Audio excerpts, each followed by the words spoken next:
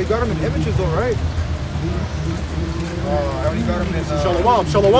Hey, Shalom. So we got a lot of news to get covered, and I don't wrap this out. Some solid edification will come out of today's camp session as well. So before we get started, let's turn to the east. Get everybody in here. And give all praises, honor, and glory unto Yahweh, Ba'ashem, Yahweh Shai, Ba'ashem, Rekah Kudash. Double honors to the head apostles of Great Millstone, who do rule well and teach well with sound doctrine. Shalom to the elders and the elder bishops of Great Millstone as well. Peace, love, salutations, and blessings to all the sincere Akim and Aqua who do subscribe to this truth.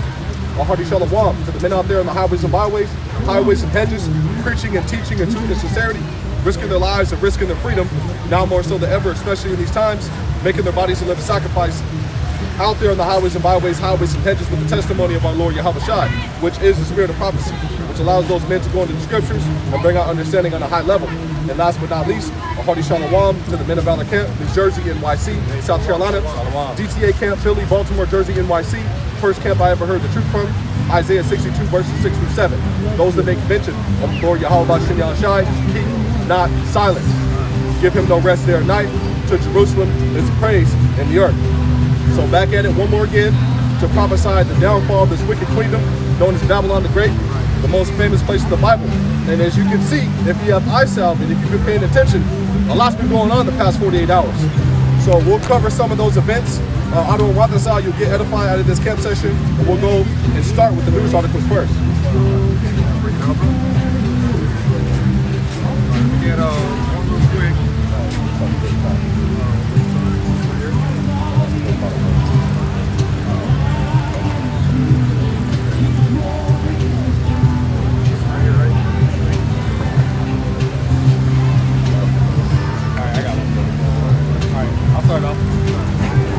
All right, this is it says restaurants begin telling customers to show proof of the hocus pocus or get no service. And that's Con. We'll read a little bit more, or just go ahead, bro. Con. It says as CV-19 cases surge through the U.S., growing number of dining and drinking establishments are turning the un-hocus pocus customers away, saying their businesses can't risk possibly exposing patrons and staff to virus, according to new report from Market Watch. And it's happening. Yahweh Ba'ashem Yahweh Shai. Okay, we always bring this precept. Okay, he's going to cause division amongst the people. Okay, he's going to separate the sheep from the goats. Okay, the sheep being the righteous. Okay, and the goats being the wicked. All right, got the Isaiah chapter 10 and verse 1. Woe unto them that decree unrighteous decrees. Right, the word woe means destruction or misery. Okay? And that right grievousness which they have prescribed. Right, unrighteous laws. Go ahead. To turn aside the needy from judgment and to take away the right from the poor of my people. Right, and it was the poor of the people of the Yahweh Ba'ashem Yahweh Shai, so-called Negroes, Latinos, and Americans. Okay, who today will be known as the true Hebrew Israelites. Okay, starting with the tribe of Judah, okay, down to the tribe of Issachar, so-called Mexicans. All right, whatever. That widows may be their prey, and that they may rob the fatherless. Right, we're known as the fatherless. Okay, because there was a time where, okay, the tribes were together. Okay, but now the falling away first came to pass, and we lost everything, man. Our nationality, our heritage, our customs. Okay, we're known as the fatherless. Okay, those who need Yahweh back, we need Yahweh Ba'ashem Yahweh Shai back to redeem us, okay, from this devil. Okay, got something, bro? That's our next article.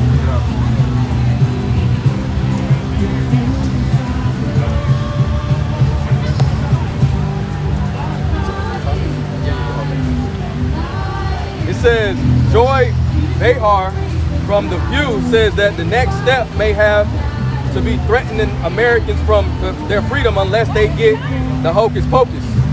Yeah, so now they're starting to talk like a dragon and starting to threaten people with taking away their civil liberties, or so-called civil liberties.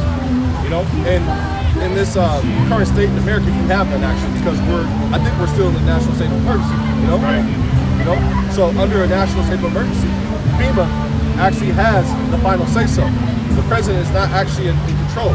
He's just put there as a front man, you know, to give the actual orders that FEMA's passing down to the wicked elite, you know, the elite bankers. So I got something. Psalms 2, Psalms 10 and 2. The wicked in his pride, and Esau Edom is known as a prideful man. You know, the pride of thy heart hath deceived thee. So Psalms 10 and 2, the wicked in his pride don't persecute the poor, let them be taken in the devices that they have imagined. For the wicked boasted of his heart's desire, and blessed the covetous whom the Lord abhorred. And right now, he's doing exactly that. He's boasting of his heart's desire, his mind's desire. You know, the Hebrew word for heart is la'ab. He's boasting of his mind's desire. And what's his mind's desire? To put that fluid in you to make you a creation of him. You know, to alter your genome to make you his creation. And then when that happens, Yahweh Shemel Shai has to destroy you, man. And that's where he gets lucky. That's where you get the word division, goes back to the word device. A device is known to divide you. Okay, like it says here, there's the word device. It says a weapon, a thing made or adapted for a particular purpose, especially a piece of mechanical or electronic equipment, right? Which goes more in depth into the RFID chip, which is the mark of the beast. Okay, the mark of the beast is the RFID chip of the rock, right? It says a plan, a method, or trick with a particular aim. And the aim of Esau Edom, okay, is to establish his new world order via his AI, via his blessing, which is a sword. All right. I got a precept on that. This is Psalms 37 and 32. It says, the wicked watcheth the righteous and seeketh to slay him. Right, and how does the wicked watch the righteous? Okay, via his cameras, okay, via his media, his propaganda. Okay, who's the righteous? The Hebrew Israelites. Okay, starting with the elect, the tabernacle of David. All right, go ahead. I got something I'm still continuing. All right, Psalms 10 and 4. The wicked through the pride of his countenance will not seek after the Most High. The Most High is not in all his thoughts. His ways are always grievous. Thy judgments are far above, out of his sight, as for all. Okay, it causes destruction, man. And it also how it said that, you know, Yahweh isn't in all his thoughts is going back to John 7 and 44. I'm gonna go ahead and pull that out. It says, ye are your father the devil. Right, so that's who they worship, man. I mean, they are the devil on the physical, physically, the physical counterpart of Satan. Right, and okay. we read the account in John, in the 8th chapter. He was Yahweh Shai was speaking to the wicked Pharisees, man, the wicked Jews, okay, who were opposing, okay, on the authority of Yahweh Shai. Salaki, that was John 8 and 44. 8 and 44. Salaki, it says, ye are of your father the devil. Now the word devil in the Greek, okay, means deceiver, diabolos. Okay, confusion, death. Okay, go ahead. Ye are the lust of your father ye will do. Right, and the lust of your father ye will do. Okay, what is the lust? Okay, of Esau Edom. Okay, that's his device, man. Okay, his new world order. Okay, creating wickedness and worshiping Baphomet. Okay, seeking to kill and destroy. Yeah, that's his job, man. That's the lust of Satan, man. You know. Continuing on, it says. He was a murderer from the beginning and abode not in the truth. Right, which that applies going back into the book of Genesis, Cain and Abel. That same spirit that was in Cain, okay, is back here all over again in the year 2021, hastening the return of Yahweh Shemel Shai and Esau Edom. Now the word Cain in the Hebrew means what? A weapon. Okay, and Esau is known as that weapon. All right, go ahead, bro. It says, when he speaketh the lie, he speaketh of his own. Right, he is the father of lies, man. For he is a liar and the father of it. Right, he's the father of lies, man. And a lot of our people have taken the way, the lifestyle of the devil, man. Okay, speaking deceit, okay, confusing our own people. Matter of fact, going back to the book of Maccabees, how those heathens, okay, and even our own people, the southern kingdom, they made a covenant, an agreement with each other, okay, to bow down to the king. Who was the king in, who was the first Maccabees? Antiochus. Antiochus Khan. All right, and now the modern day Antiochus, okay, is who? Joe Biden. All right. Speaking of Joe Biden, y'all hear that he's about to trying to step down? Yeah, he's trying to step down. He's going to step down, man. He's incapable, man. Of ruling this kingdom, man. Get there real quick. So I'm taping the rest. Hey, and the reason why Joe Biden is stepping down, man, because Yahweh Shemel Shai is taking away his understanding, man. He's taking the wisdom out of teaming, man. Let me get there real quick. And a lot of people are starting to not believe the rhetoric that's being spewed out by the media, which is hypnotizing the masses into believing, their story. And real quick, the word media, Okay, It's witchcraft. It's witchcraft, You know? which means medium between the government, okay, and the people. Okay, and Esau's media is what? It's television. Telling lies to your vision, Okay, programming your mind, you know, and that's how he has a grip over the nation of Israel, the so-called Negroes, Latinos, Native Americans, and the rest of the world. You know, because what's he doing? He's pitting the Jews versus the unJews. And pretty soon that's going to be the chip versus the unchip. The people who believe their rhetoric versus the people who don't want to believe. The people who don't believe their rhetoric. The people who are going to bow down versus the people who are not going to bow down. And Yahweh Shem Yahushai, he's reserved 7,000 men that will not bow, man. Romans 11:1. 11:4. I'll get 11:4. Go right to it. So I'm gonna get it. Romans 11:4. But what? I'm gonna get 11:3. Lord, they have killed thy prophets and digged down thy altars, and I am left alone, and they seek my life. And this is Apostle Paul referencing, or was it the book of Kings? Yep. All right, go ahead. But what has said the answer of Yahweh unto him? I have reserved myself 7,000 men who have not bowed the knee to the image of Baal. And in these last days, it's going to happen again. And the 7,000 men isn't exactly 7,000. The number 7 is a number of completion. That's a complete number of men who are going to bow down to the beast system, man. Right, and the image goes into Esau's reflection, his lifestyle, the way he moves, the way he behaves. Okay, and a lot of our people who are taking the lifestyle of the so-called white man, okay, are going to get put to death, man. Okay, via famine, via the sword. Okay, real quick. And it's all about the wicked elites, really, because the average everyday Edomite doesn't really know what's going on. They don't have a clue, man. You know, our enemy, our chief enemy is the house of Amalek, the wicked, the bankers, man. You know, the Rockefellers, the Rothschilds, the DuPonts, the Gettys, the Oppenheimers, the people that are actually putting this all together, man. The people that are actually putting it in these leaders' ears, their plans and what they want them to implement as far as step by step. Which is gradualism. Yep. Or there's another word for gradualism is a systematic approach. A step-by-step approach that Esau Edom is trying to execute, all right, to confuse the masses. Right. What's he using right now? Systematic oppression. You know, okay, if you don't want to get the yo jabba jabba, you can't do this, you can't do that. Pretty soon you're gonna try to walk into the grocery store, and you can't go into the grocery store. As a matter of fact, the Filipino president said exactly that. If you don't have the yo jabba jabba, you can't go outside, you can't go shop, you can't do commerce, you can't work, so on and so forth. And that's gonna come to Babylon pretty soon, man. Right, and he's taking orders from the Rothschilds, man. Okay, now the word Rothschild means what? Red shield. That's how you know who Esau Edom is. All right, got something, bro? Yeah. This is Psalms 58 and verse 3. It says, "The wicked are estranged from the womb; they go astray soon as they are be born, speaking lies." Right, speaking lies, speaking hypocrisy. And that goes back into that media, okay? That mouth that they're using as a form of witchcraft, right? It says their poison is like the poison of a serpent. All right, and that's who goes to show who Esau Edom is, man. They're that serpent.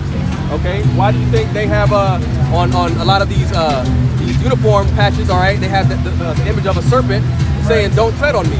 Right? And because a serpent's always moving. It's not always straight. It's always curved, making all kinds of words to as for Satan. Right? Real quick, Revelation 12:9, just to back you up about Esau being that serpent. Revelation 12:9, and the great dragon was cast out, that old serpent called the devil and Satan, which deceiveth the whole world. He was cast out into the earth, and his angels were cast out with him. Right, and the angels of Esau Edom, okay, that's his left-hand side priesthood. Okay, which they call him what? The Chaldeans or the Chaldeans, right? Those are their major high priests on the left-hand side. Real quick, right here, going into how Esau Edom has blinded the minds of our own people with his witchcraft. This is 2 Corinthians 2:2. It says, give me a second. Matter of fact, you get it right here, bro. In the King James. 2 Corinthians. Okay, 4. And I'll start at 1. At 3, it says, but if our gospel be hid, now the word gospel, okay, means the good news. It is hid to them that are lost, in whom the God of this world, right, and the God of this world, the word God in the Hebrew means Allah. Okay, on the left-hand side is the power of this world. It says, has blinded the minds of them which believe not.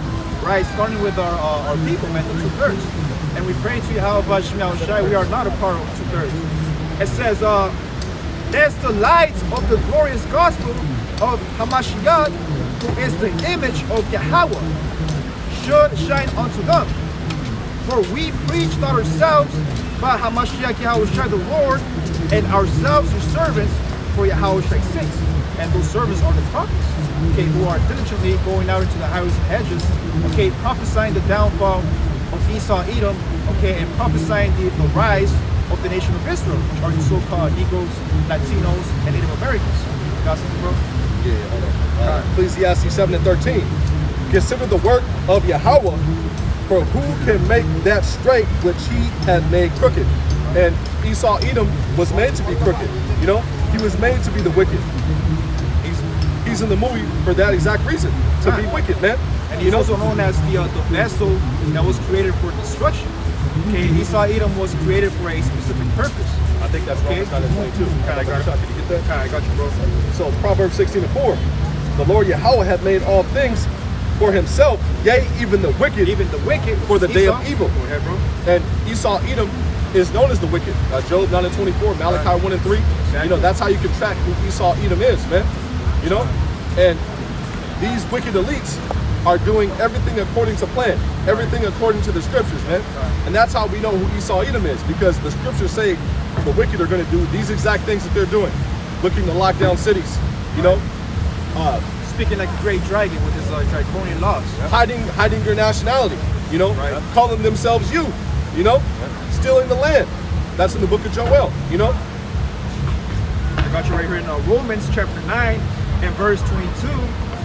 What if Yahweh, willing to show his wrath and to make his power known, endured with much long suffering the vessels of wrath fitted to destruction? Right, and the vessels fitted for destruction, that's Esau, man. Can you skip that one? All right, I think bro. I think you said vessel for honor and one for dishonor. All right, Romans let 9:21. me go back. Is that what it says?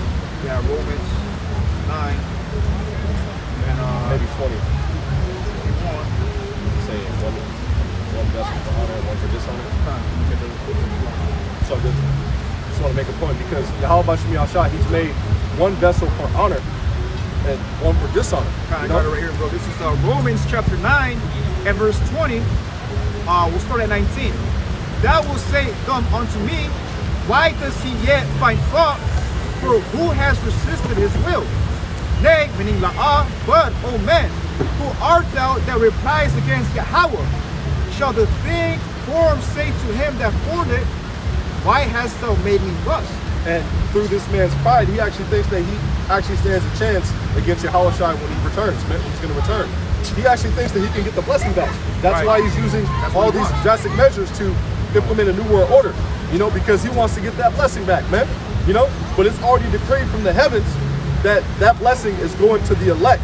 And through the loins of the elect, that's going to be passed down to the whole nation of Israel, man. You know, he's trying to offset prophecy by doing all these things, man. You know? Esau Edom, he's doing his best to hold on to his kingdom. Okay, but like the scripture says, he has a specific time, a specific a year, okay, a date where he's going to fall.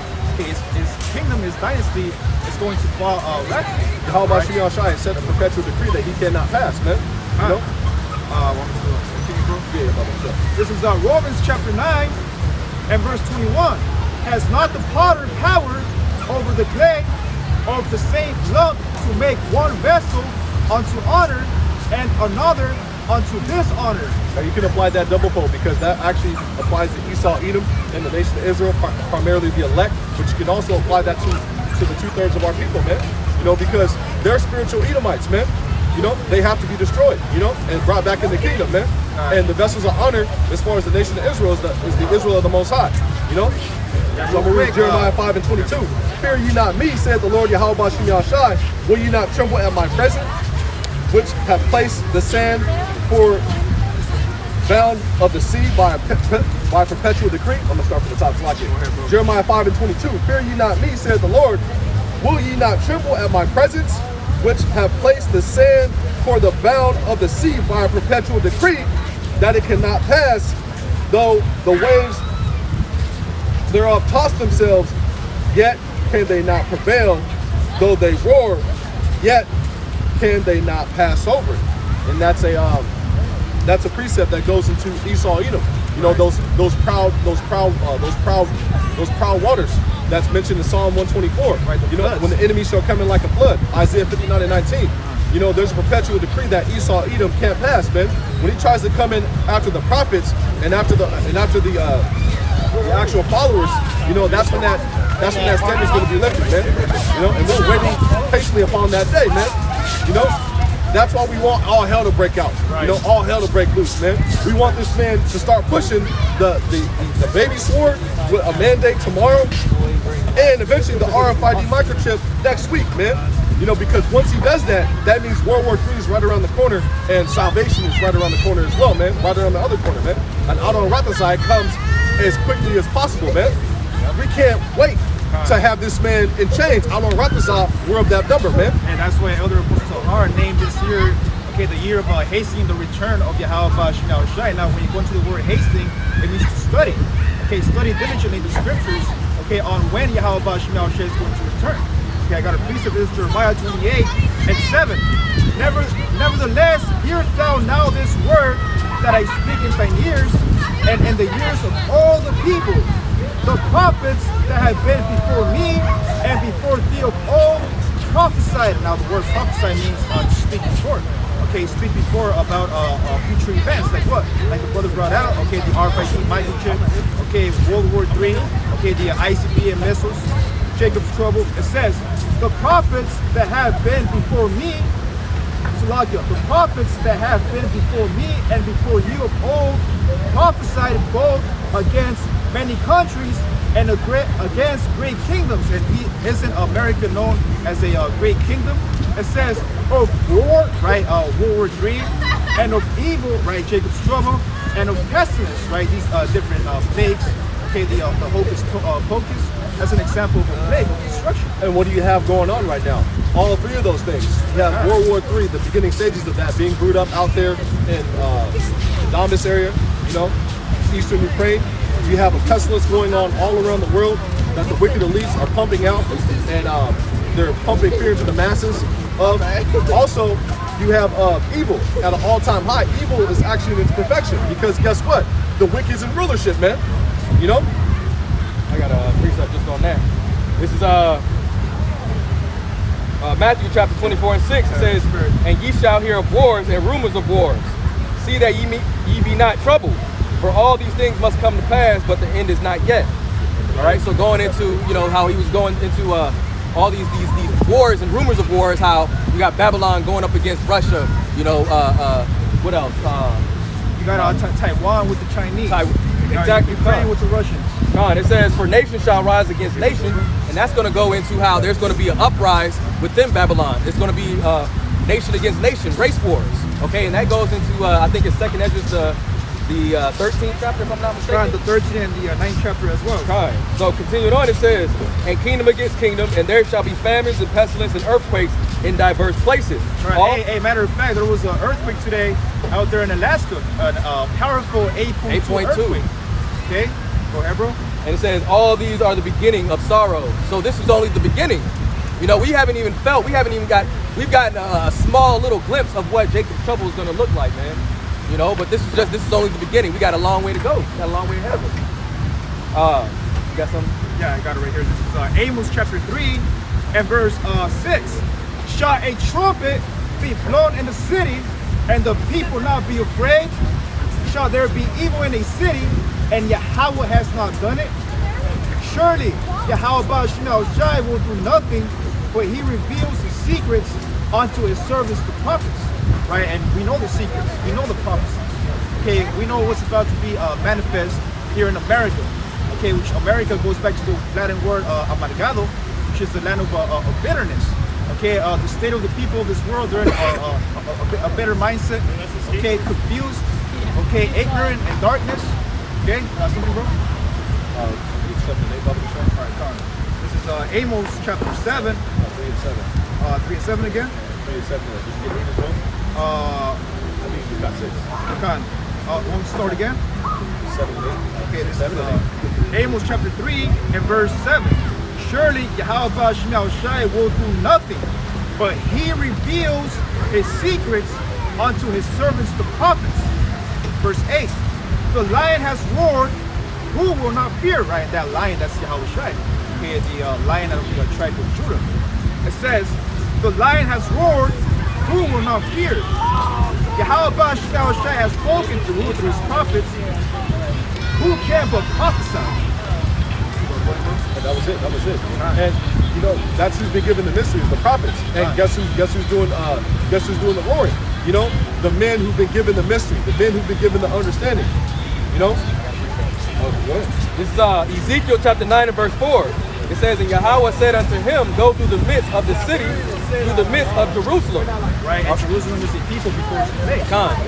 It says, and set a mark upon the foreheads of the men that sigh and that cry. And when it goes into the meaning of the mark that this is referring to, is going into the wa, okay, or exempt from judgment. All right. It says, and set a mark upon the foreheads of the men that sigh and that cry for all the abominations that be done in the midst thereof. So that's what we're to do, man. You know, come out here and prophesy. All right, prophesy against these great kingdoms, or so-called great kingdoms. All right, and set that mark. Set that mark. We've been revealed the secret through Yahweh Shai, and we're revealing it to Jerusalem. You know, being out here on the highways and byways. Also going into Jeremiah 5 and 1. You know, where let me just go ahead and read that.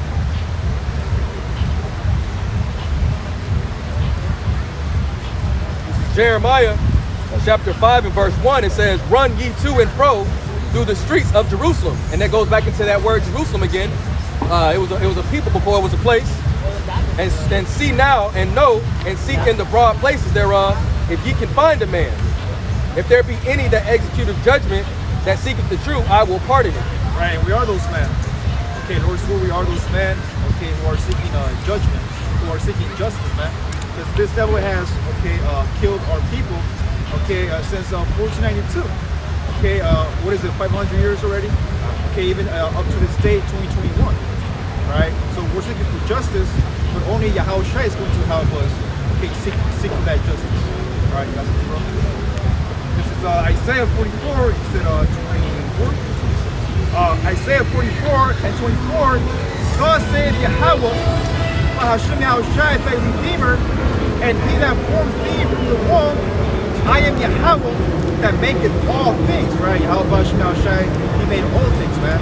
Okay, we go into the same concept as Yahweh Hashem Yahushai and the angels and messengers. They created everything, man. The moon, the sun, the clouds, okay, the heathens, okay, the elect.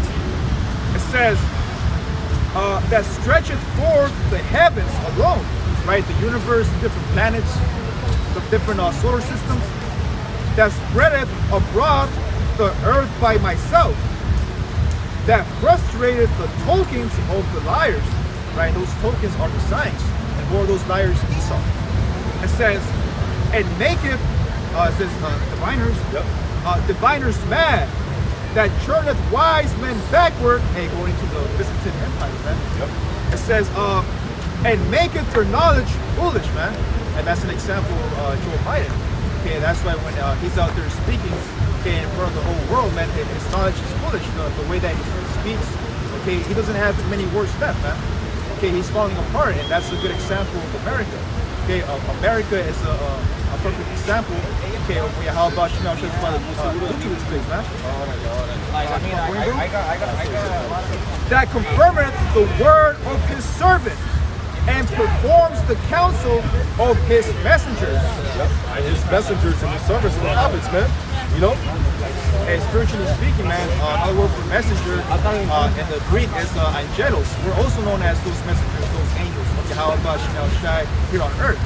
It says, that saith to Jerusalem, thou shalt be inhabited, and to the cities of Judah ye shall be built. And I will raise up the decayed places thereof. Right, going to the tabernacle of David. Right? To the tabernacle of David. That's what's being risen in these last days. That's why Esau Edom is so afraid. I got something to back it up. Colossians 1 and 25 and 26.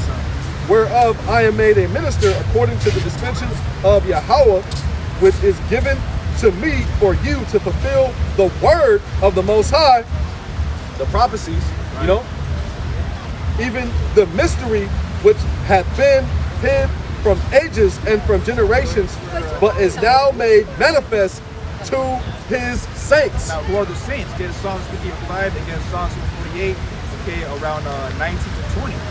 Okay, and those saints, okay, another synonym is what? The righteous. Okay, the elect. Real quick, going into how Yahweh Shai, he gives his mystery to his servants. This is Ecclesiasticus chapter 3 and verse 19. Many are in high place and of renown, right? The people of the world, like you have these professional rappers, singers, okay, professional athletes who are not given the truth. It says, like many are in high place and of renown, but mysteries are revealed unto the meek. And those mysteries, okay, those are the prophecies. Okay, Yahweh Shai has revealed, okay, his the future events, his blueprint, okay, to his servants and prophets, which that blueprint, okay, is the knowledge of the book, okay, the Holy Bible from Genesis all the way to Revelation. I'll get Psalms 55. All right, so Psalms 55, gather my saints together unto me, those that have made a covenant with me by sacrifice. Right, Yahweh Shai through David, King David, the beloved, okay, said, gather my saints together. Going back into the book of Sirach, the 36th chapter, okay, where it says, gather all the tribes together. Okay, the tribes are symbolic to the saints. Right, go ahead, bro. Read one more time. And how is Yahweh Shai gathering his elect? Via the word. Okay, via the scriptures. Go ahead. Psalms 55, gather my saints together unto me. Unto me. Those that have made a covenant with me by sacrifice. And who are those who made a covenant with Yahweh Shai by sacrifice? In Deuteronomy, the 5th chapter. Okay, the word covenant, okay, it means what? An agreement. Okay, the laws, such as the commandments, were given to the Israelites during the time of Moses and Aaron. Deuteronomy chapter 5 and verse 1 to prove that Yahweh Shai made a covenant, a decree, okay, with the nation of Israel. Deuteronomy chapter 5 and verse 1, it says, and Moses called all Israel. Right, all Israel, okay, not the heathen, just Israel. Go ahead. And said unto them, hear, O Israel, the statutes and judgments which I speak in your ears in this day. And this day, go ahead.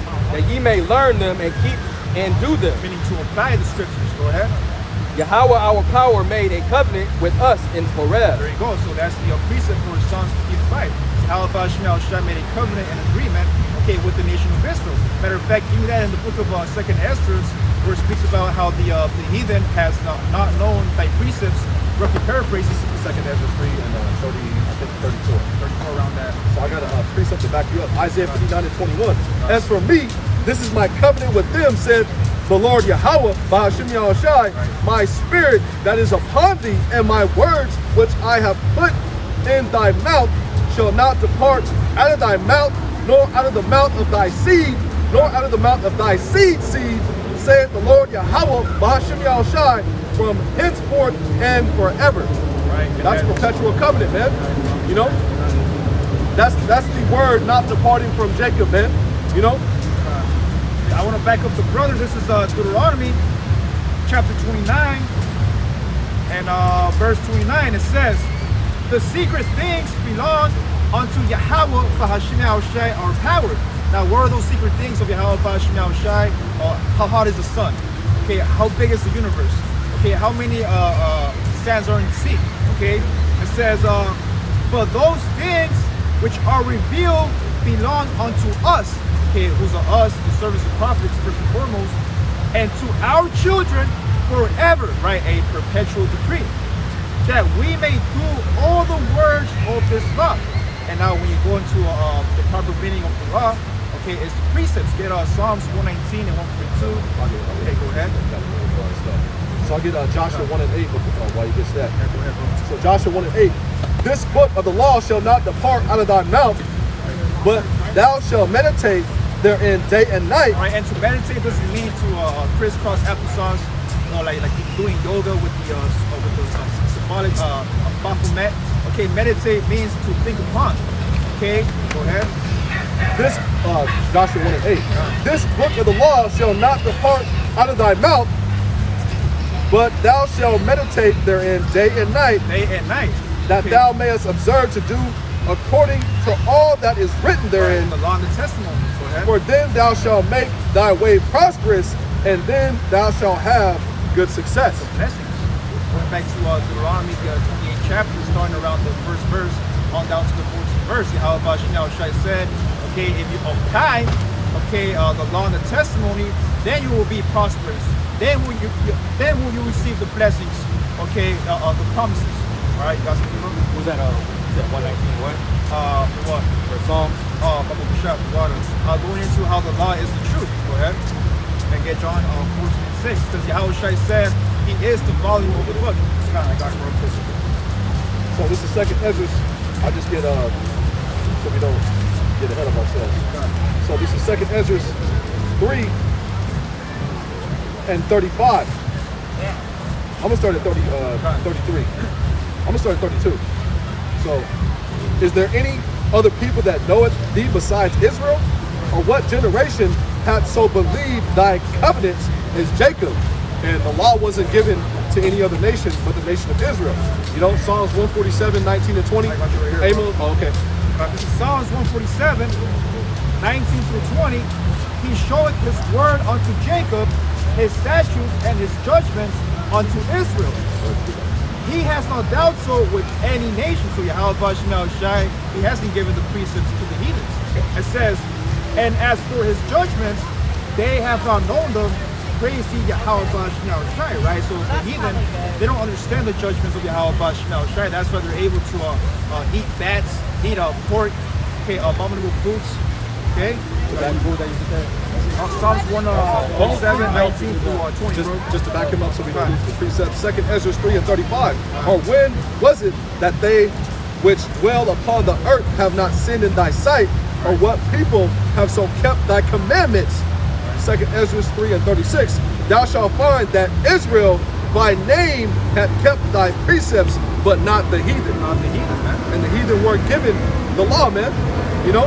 And that's why they won't get the blessings. You know? All you vocab Malone heads, man. Right. You know? Salvation is only for the elect of Israel. You know? This is this is Psalm 50 and 16. It says, but unto the wicked Yahweh said, what hast thou to do to declare my statutes? Or that thou shouldest take my covenant in thy mouth? And that's going into how the heathen is not meant for them to have these law, statutes, and commandments, right? But that's how these Christian churches are that's what they push. Yeah, hey, matter of fact, let me get that in Matthew 22, or Proverbs 28 and 5. Evil man understand not judgment, but they that seek, and the evil man, okay, it all starts with Esau. An example of Esau is a vocabulary. All right, he doesn't understand the scripture. That's why he's turning, debate, go back and forth.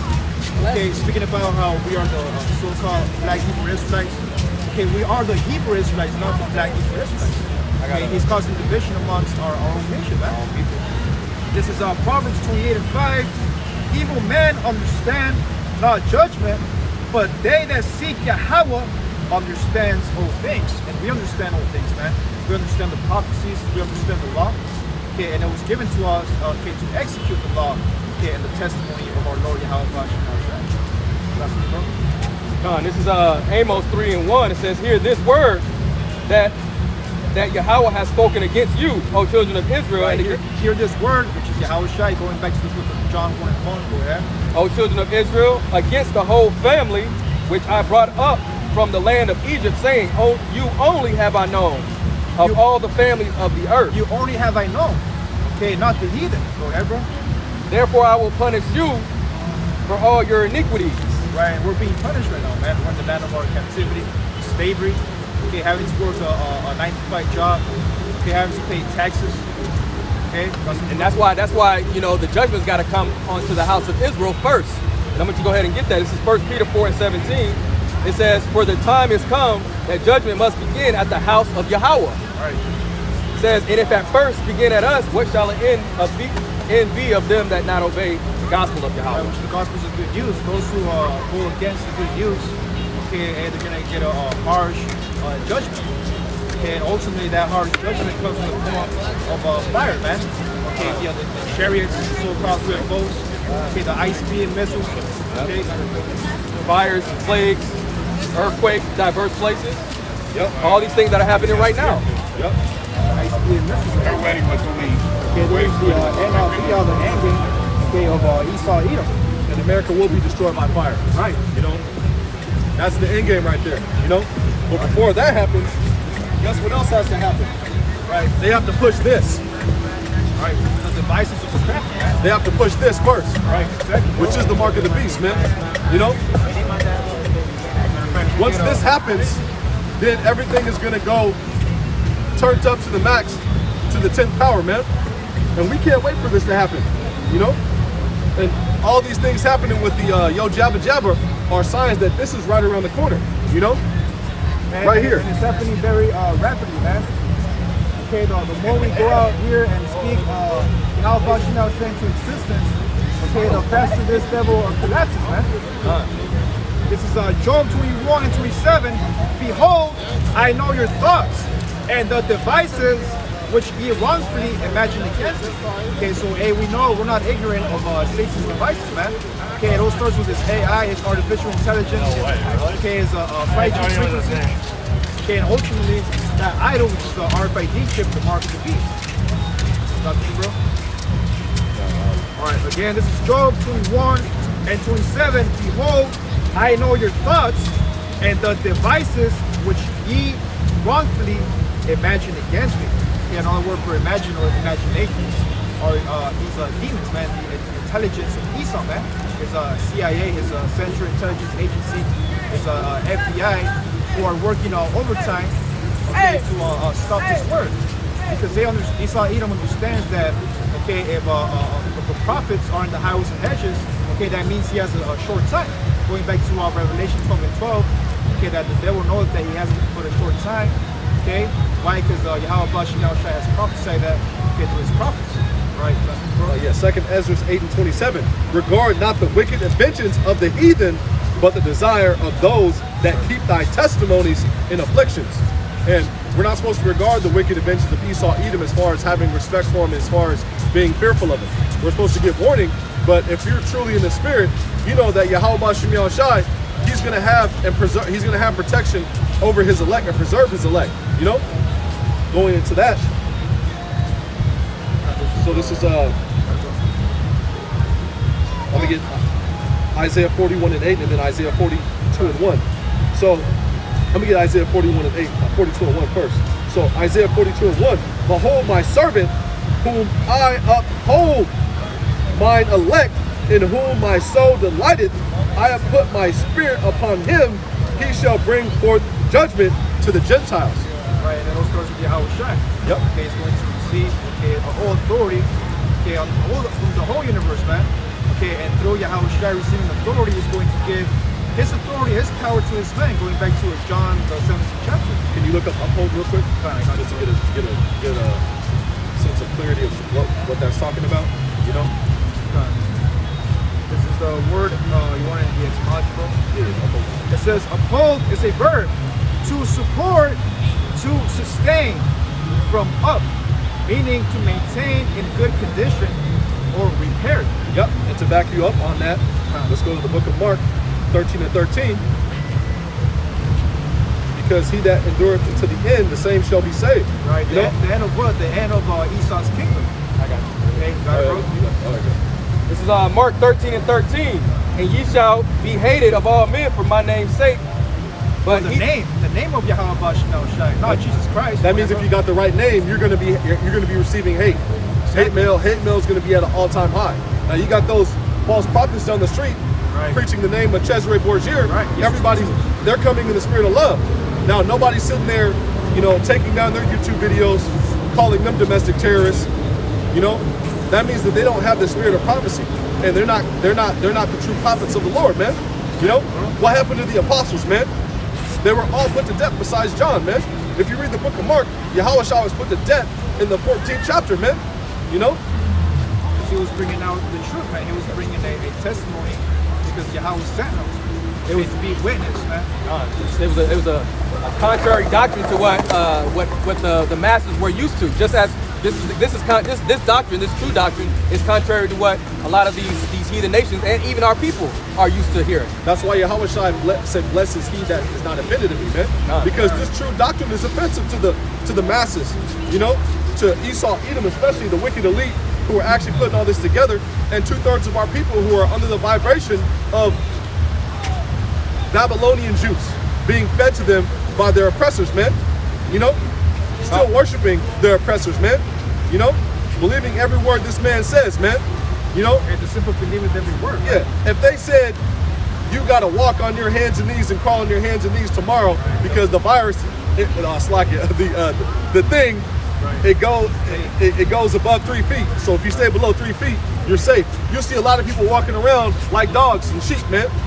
You know, That's them worshiping the image of the beast. Going back to that, Revelations. and sheep are impressionable.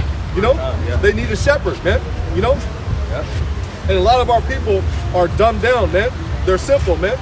You know, and this is why the prophets, the apostles, including when Yahweh Shai was in his ministry, was cussing them out, man.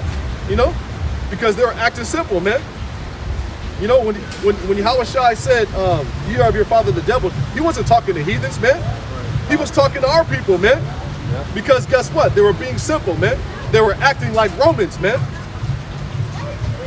Yeah, they have overpassed the deeds of the wicked, going back to Jeremiah, I think that's the 5th chapter. They had Stockholm Syndrome back then, man. Exactly, bro. You know, they forgot that those same Romans were the Greeks, man. You know?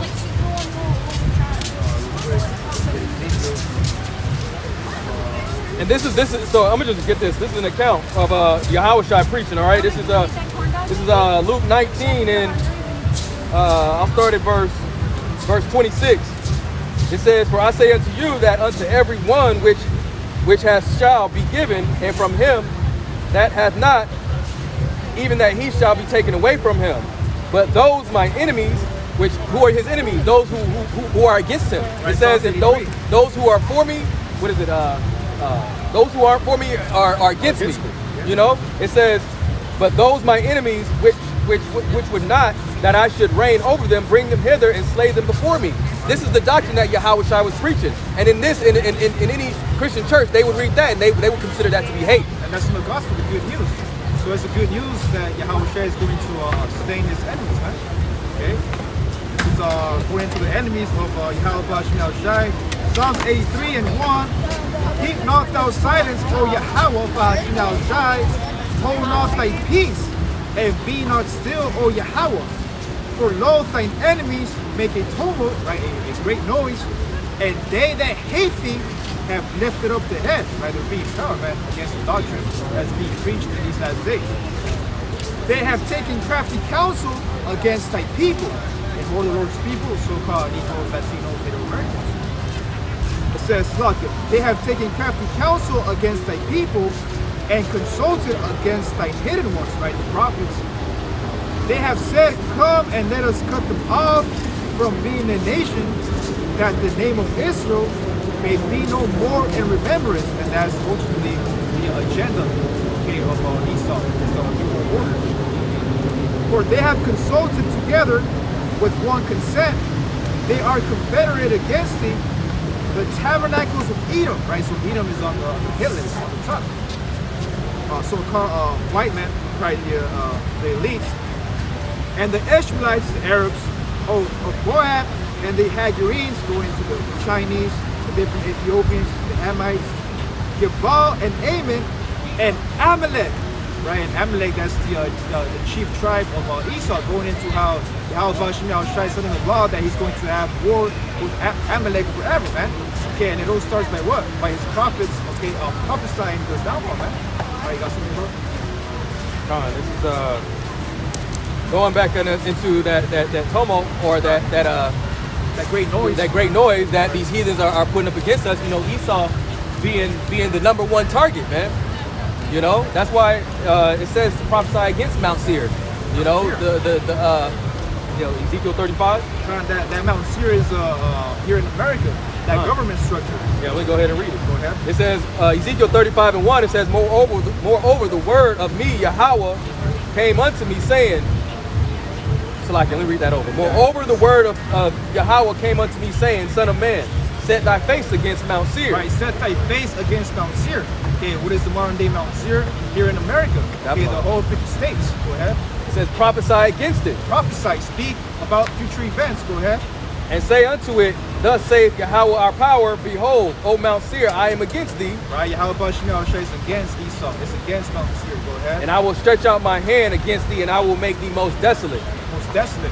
Okay, another word for desolate is a desert. Barren. Wilderness, man. Barren. Be a what? Barren also means unfruitful. So this place is going to be unfruitful, man. All the crops that you see, strawberries, the avocados, okay, the watermelons, everything, man. All these fruits and vegetables are going to be desolate, man. Go ahead. It says, I will lay thy cities waste, and thou shalt be desolate, and thou shalt know that I am Yahweh, right, because thou hast had a perpetual hatred, and hast shed the blood of the children of Israel by the force of the sword. And what's the modern day sword? Right. You got these missiles. You got us getting gunned down, okay, by these law enforcement, right, okay, soldiers, and also with this soon to come MOTB, exactly, okay, bro. the big sword. All right, this is the major sword that we have to look forward to. The Harakma. Okay, and when this is implemented, this is coming soon after. It says, and has shed the blood of the children of Israel by the force of the sword in the time of their calamity, in the time their iniquity had an end. Right, and that happened during the time of the Babylonian Empire, around 539 BC. Right, go ahead. It says, therefore, as I live, saith Yahweh Bashim Yahushai, I will prepare thee unto blood, and blood shall pursue thee. Sith thou hast not hated blood, even blood shall pursue thee. So that's what's going to have to come upon them, man. The ultimate bloodshed, all right? Going back into Isaiah, the 66th chapter, the 15th verse, if I'm not mistaken, how Yahushai, he's going to be, coated in blood pretty much from slaying the enemy. You know? And that's what Esau, Edom, and these heathen nations have to look forward to. That's their ultimate judgment, alongside of being in captivity for 1,000 years in the kingdom. And Yahweh Bashim said, recompense unto Esau, Edom double, which was a double of 500 years. Okay, that's 1,000 years. Okay, and Esau, Edom is going to be in captivity and slavery for 1,000 years in the kingdom of Yahweh Bashim. Right, this is Exodus 17 and 16. For he said, and who's a he? Yahweh Bashim, because Yahweh has sworn, the Lord will have war with Amalek. Right, and who's the modern day Amalek? Okay, the Jewish, man. Yep. Okay, the Rothschilds, the wicked elite. Man. The wicked elites, man. They call the Illuminati. Okay, the light bearers on the left-hand side. And who holds the real light? Who holds the true light? The prophets. Okay, we're the real true Illuminatis, the illuminated ones. On the right-hand side. On the right-hand side.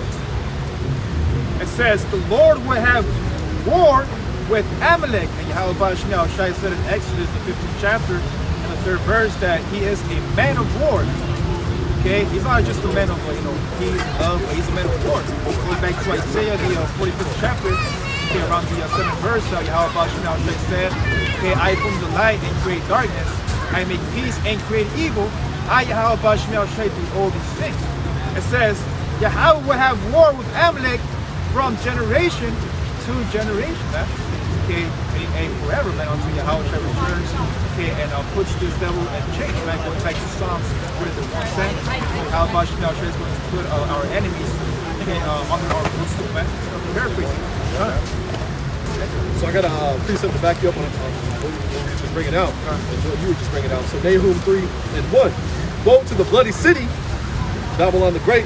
It is full of lies and robbery. The prey departed not. And woe means destruction, and that bloody city is Babylon the Great, America, man, the most famous place in the Bible, man. And what's going to happen to America? Right here in front of you, baby. Thermonuclear heat, man. Strange rain, That's what's going to be the end of America, man. Get that in, because you brought out, what was it, Nahum, bro? About the cities. It says, John 10 and 10, the thief cometh not, but for to steal, right? Steal your resources. It says, and to kill and to destroy. So going back, what the brother brought out earlier about how Yahweh Bashim Shai has made all things for himself, even the wicked for the day of evil. So Esau, Edom, he was created for a specific purpose. He was created to steal, to kill, and to destroy, but as well as what not to be, how not to behave yourself, okay, because if you behave like a so-called white man, okay, you're gonna get put to death, man. It says, and that day, Salakia, I am come that they might have life, and that life is true, and that they might have it more abundantly. That's it for that. That's it, bro.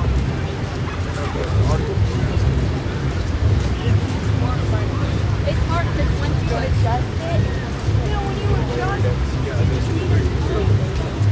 Con, this is Isaiah chapter 63 and verse 1. It says, Who is this that cometh from Edom with dyed garments from Bozrah? Who is it that coming from Edom with dyed garments from Basra? Yahweh Shai HaMashiach. And Basra is the chief capital of the city of Esau, Edom. You know, that's where he was roaming, man. You know, and Basra is America, man. You know, basically wherever these Edomites pitch their tents. You know, but Basra in this lifetime is Babylon the Great, America, man. You know, that's where he's gonna come from with dyed garments, man. You know, he's coming to wreak havoc, man, with these chariots and destroy Babylon the Great, man. I want to back you up with Basra. Basra means a sheepfold or enclosure in Hebrew, and was a pastoral city in Edom, southeast of the Dead Sea. According to the biblical narrative, it was the home city of one of Edom's kings, Jobab, son of Zerah, reference Genesis 36 and 32, and the homeland of Jacob's twin brother, Esau. That's it, man. Tying the dots together. That's how you connect. That's how you know Esau, Edom is connected to Basra, you know? But also in Isaiah 63, like the brother just mentioned from the top, it said, who is it that coming from Edom? That means Yahweh Shai is coming back to visit a specific nation of people when he returns. That means that nation of people still has to be here, man. Yep. You know? And the scriptures say that there's no end of the people, man. You know? So Esau, Edom is still here. For Jacob is for Esau is the end of the world, Right. and Jacob is the beginning of the follow it. Exactly. That means Esau, Edom still has to be here, man. You know? Especially for Isaiah 63 and 1 to be written the way it is. Isaiah 63 and 1. Who is this that cometh from Edom with dyed garments from Basra? This that is glorious in his apparel, traveling in the greatness of his strength. I think I that speak in righteousness, mighty to save.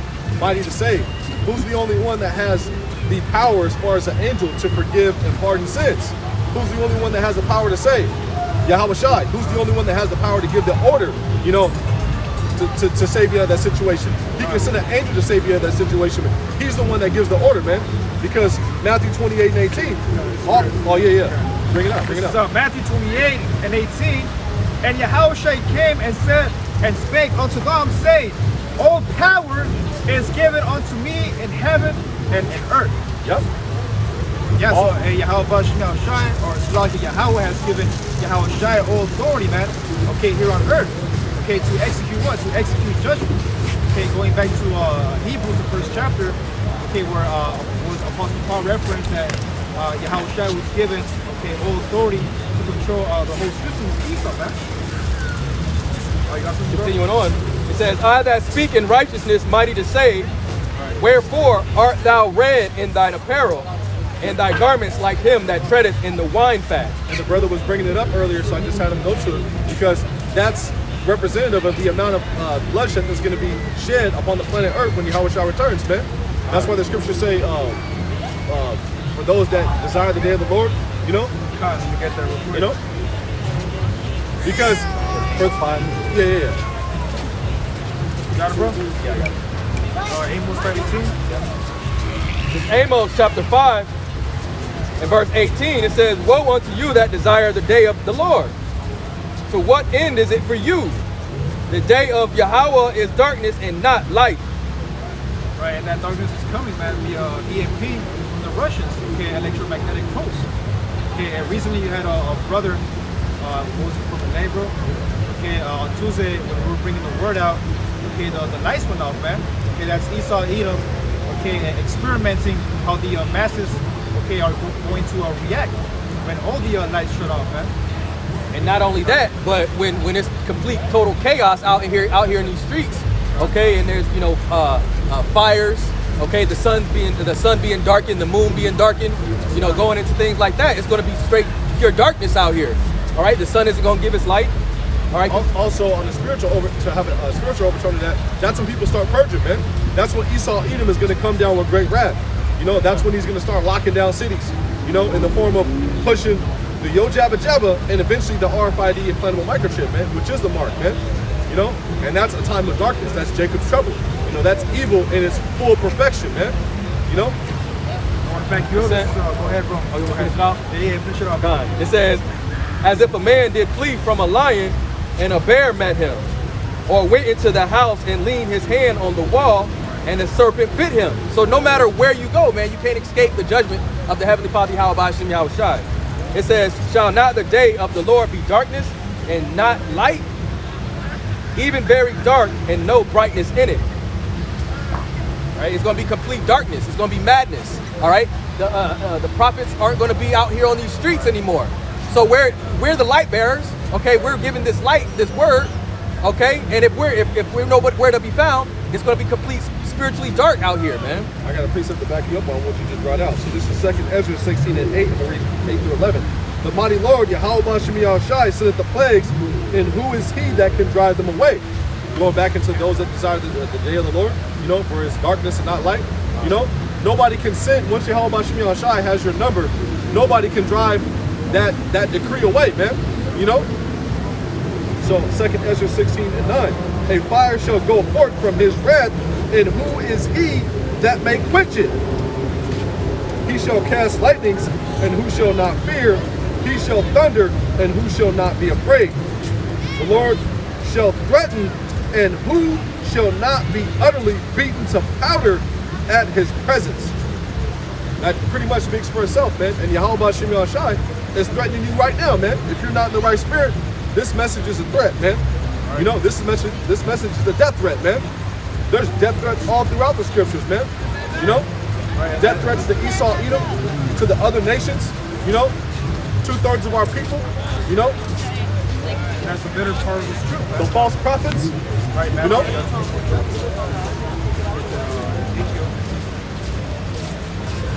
Ezekiel chapter 2 and verse 1. And Yahweh said unto me, Son of man, stand upon thy feet. Right, we're standing upon our feet. And I will speak unto you. And the Spirit answered unto me when he spake unto me, and set me upon my feet, that I heard him that spake unto me. And he said unto me, Son of man, I sent thee to the children of Israel, to a rebellious nation that has rebelled against me. So, Yahweh Bashim Shai, has sent us prophets, to warn the children of Israel, man, because they have been rebellious. It says, for they, to a rebellious nation that has rebelled against me, they and their fathers have transgressed against me. Right? Another word for transgression. Going back to 1 John 3 and 4. Sin is the transgression of the law. What is the law pursuant to Psalms 119, 142? It's the truth. It says, and their father have transgressed against me, even unto this very day.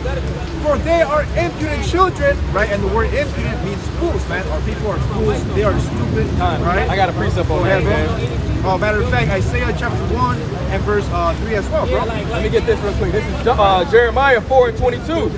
It says, for my people is foolish. Right, and who's the Lord's people? So-called Negroes, Latinos, Native Americans. Go ahead. It says, and that's the spirit, because, if y'all would have seen what had just happened, Yeah, it man. says, for my people is are rebellious, man. God. Our people are taking the ways of the so-called white men, of the heathens. Go ahead. Get it, bro? They have not known me. They have not known me. You have not known the ways of Yahweh Bashim Shai. The only way that you so-called Negroes, Latinos, Native Americans know about is the way of the devil, man. Your father, the devil. Go ahead. They are Sodom's children. They are. Read that again, bro. It says, I'll read it from the top. For my people is foolish. They have not known me. They are Sodom's children. Sadish meaning Stupid. Right? stupid. Foolish. It just means, yeah, stupid and foolish. Or impudent. Okay. Right, go ahead. It says, and they have none understanding. Right, they have no understanding. Why? Because pursuant to Job 28:28, the only way for the nation of Israel to understand wisdom is to depart from evil, man. To depart from the ways of Babylon the Great. Go ahead, bro. Yep. Got something? It says, they are wise to do evil. They are wise to do evil, man. And what happened right now? Okay, they're wise to do evil. Okay, getting all carnal. Matter of fact, Getting we read carnal. in the book of Romans. Okay, for to be carnally minded is death. Let me Okay? finish this out. Go It ahead. says, but to do good, they have no knowledge. They have no knowledge, man. Okay, they have no power. Okay, their only power is the left-hand side, Shazoo. Again, Esau, man. Confusion, carnality. And that's our people, man. Go ahead. Romans 8:6. For to be carnally minded is death. Or to be carnally minded is death, man. What's going on right here? They were being carnally minded. Being carnal. Going up against their own people, man. And ultimately, it's the curses in Deuteronomy, the 28th chapter, man. How thy eye shall be evil against thy brother. Go ahead. Yep. It says, but to be spiritually minded is life and peace. Right, to be spiritually minded is life and peace, man. Okay, examples of to be spiritual is Galatians 5:22. Long suffering, patient, okay, loving one another. Go to James chapter 2 and verse 5, man. Okay, the royal law, okay, is to love the brotherhood, man, first and foremost. That's James 2 and 5. And our people don't understand the true meaning of love, man. Okay, which starts with action, okay, following the precepts of Yahweh Shema Shai. It should be James 2, try 8. If you fulfill the royal law. This is James 2:8. It says, if ye fulfill the royal law, The royal law. And we are royalty, man. Okay, go ahead. according to the scripture, According to the scripture, which is what? The law, go ahead. thou shalt love thy neighbor as thyself. Right, and I think that's James referencing the book of Leviticus, the 19th chapter. Thou shalt not hate thy Yep. brother. Yep. Go ahead. It says, ye do well. Ye do well, man. But if you have respect to persons, Okay. ye commit sin and are convinced of the law as transgressors. Right, and we understand that Yahweh Shai, he's a respect of no persons. Okay, it don't matter. It doesn't matter if you're a billionaire, okay. Yahweh Shai is going to execute judgment on you. Hey, that's according to his law, man. All right, that's We're gonna look at articles.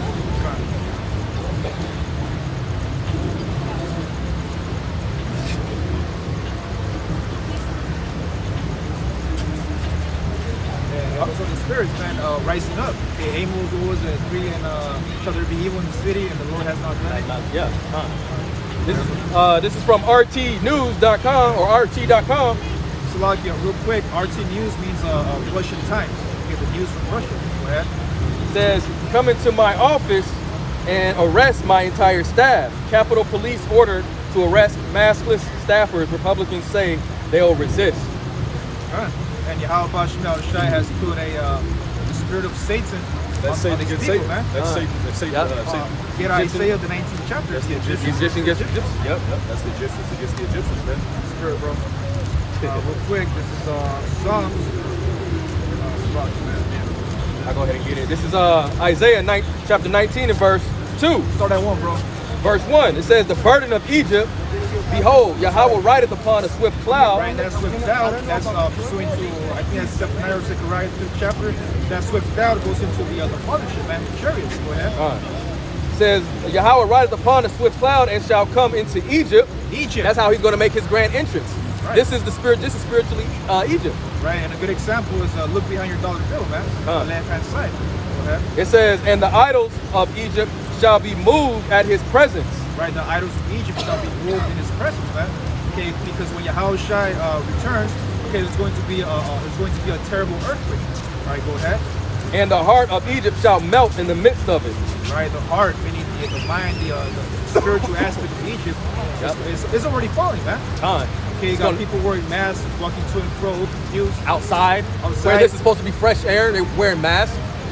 And not just that, bro, they're wearing masks inside their car with the windows rolled up, man. Okay, that's how you know they're confused. That's how you know that they're under complete mind control of the doctrine of the serpent. Exactly. They're completely mind warped by the media. You know? Under that spell, under that witchcraft. Go ahead, bro, get to the point. It says verse 2, and I will set the Egyptian against the Egyptians. Right, who's the modern day Egyptians? Okay, it all starts with Esau, Edom. Okay, the so-called white. Go Okay? And they shall fight every one against his brother. And it's happening, man. You have Republicans against Democrats, Democrats against Republicans. Go ahead. And every one against his neighbor. And everyone against his neighbor. Father with the son. Okay, the son with the mother. And the final stages of that, if I may, Yeah, it's okay, bro. is going to be when the Russians bomb America, man. Yeah. You know? That's the end Because game. that's the Egyptians against the Egyptians, man. That's Esau on Esau, man. You know, that's the big kahuna, man. You know? And we're waiting for that moment. You know, patiently waiting for that moment, man. You know? It says city against city. Right, city against city, man. Okay, that's happening. You have, for example, in Arizona, okay, in California, these major cities of the states. Okay, Esau Edom, he's dividing, okay, the goats from the sheep. Go ahead, bro. It says and kingdom against kingdom. Kingdom against kingdom, man. Okay, here in Babylon the Great, you have the own Edomites fighting against each other, man. All right, go ahead. It says and the spirit of Egypt shall fail in the midst thereof, It's falling, man. Go ahead. and I will destroy the counsel thereof. And what's the council, man? Okay, the crafty council written in Psalms, the 67th chapter, man. Yep. Okay, the Illuminati, the illuminated ones. All right, okay. And they shall seek to idols and to the charmers and to them that have familiar spirits and to the wizards, Right, they're the witches and warlocks. Okay, they're high priests. fortune tellers, trying to see what their future beholds. But their future is written here in these scriptures, man.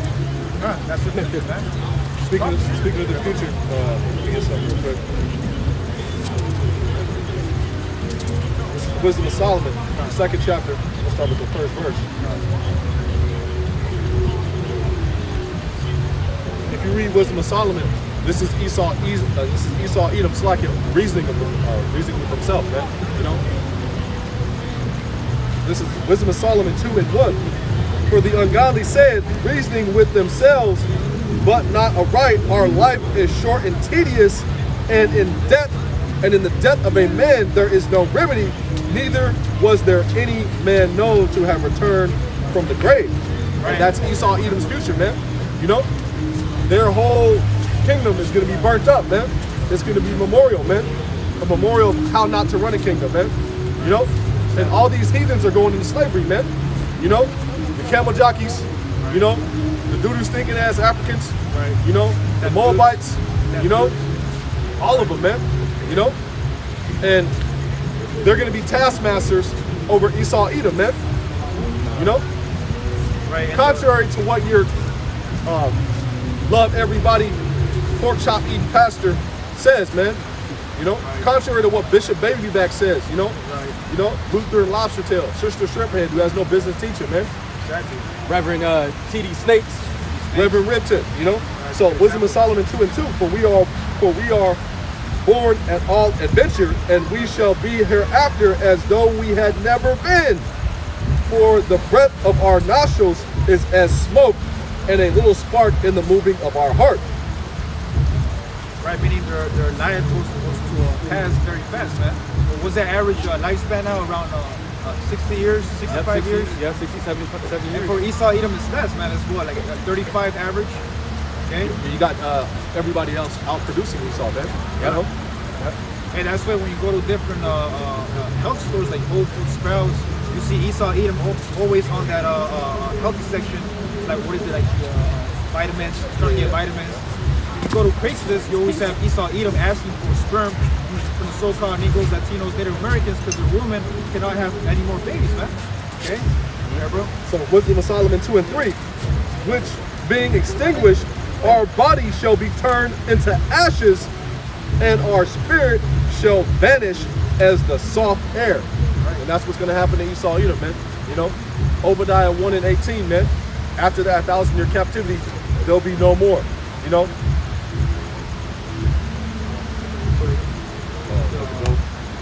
Obadiah, we spoke about how Esau's going to be like into fire. This is Obadiah.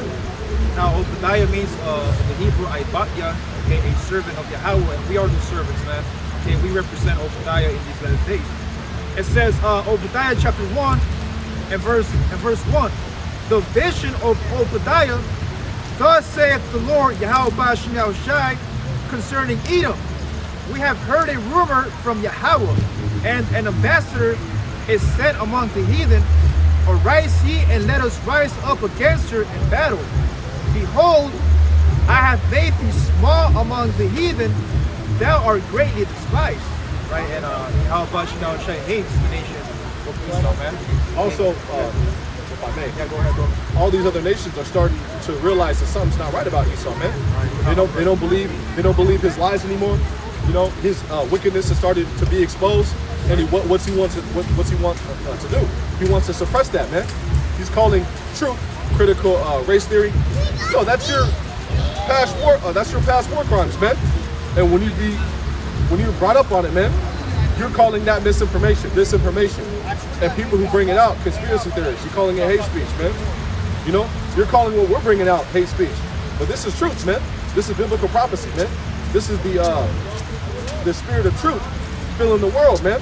You know, this is the rain, man. Because how about Shai said in the law in Deuteronomy 32 that his doctrine shall drop as the rain. Okay, so this truth is being expounded, so to speak. It's being dispersed throughout the four winds of the earth, and it's destroying the idols of Egypt. Okay, going Obadiah chapter 1 and verse 3. The pride of thine heart has deceived thee. Right, and Yahweh Shai said in the book of Proverbs that pride goeth before destruction, and a haughty spirit before a fall. It says, the pride of thine heart has deceived thee, thou that dwellest in the clefts of the rock. It goes into Esau's modern day title, Caucasian, which means from the Caucasus Mountain, man. Okay, the real caveman is the so-called white man. Okay, starting with the international things. And you know what's even funny? You know, being the caveman. All right, look at, you remember that? I don't know if you remember the commercial, the Geico commercial of the caveman. That's what Esau was, man. That's exactly what they were that's how they looked when they were in the clefts of the rock. Going into Genesis the 25th chapter, when Esau was born, he was born red and hairy, man. Yep. Okay, he's an ultimate caveman, the ultimate caveman beast. Okay, just because we own it. This is Job 30 and I'll start at verse 5. It says, they were driven forth from among men. And when were they driven forth from among men? When the Israelites came in power, all right, ruling Europe in that day. That's why they call it the Dark Ages, because the dark people of that time, which were the so-called Black, Hispanic, or the Southern Kingdom, was Byzantine Empire. Which the word Byzantine means backwards, and our people during the 1,000 years of ruling in Europe, okay, they were going backwards from the ways of Yahweh Shai. Which led us to where we are today.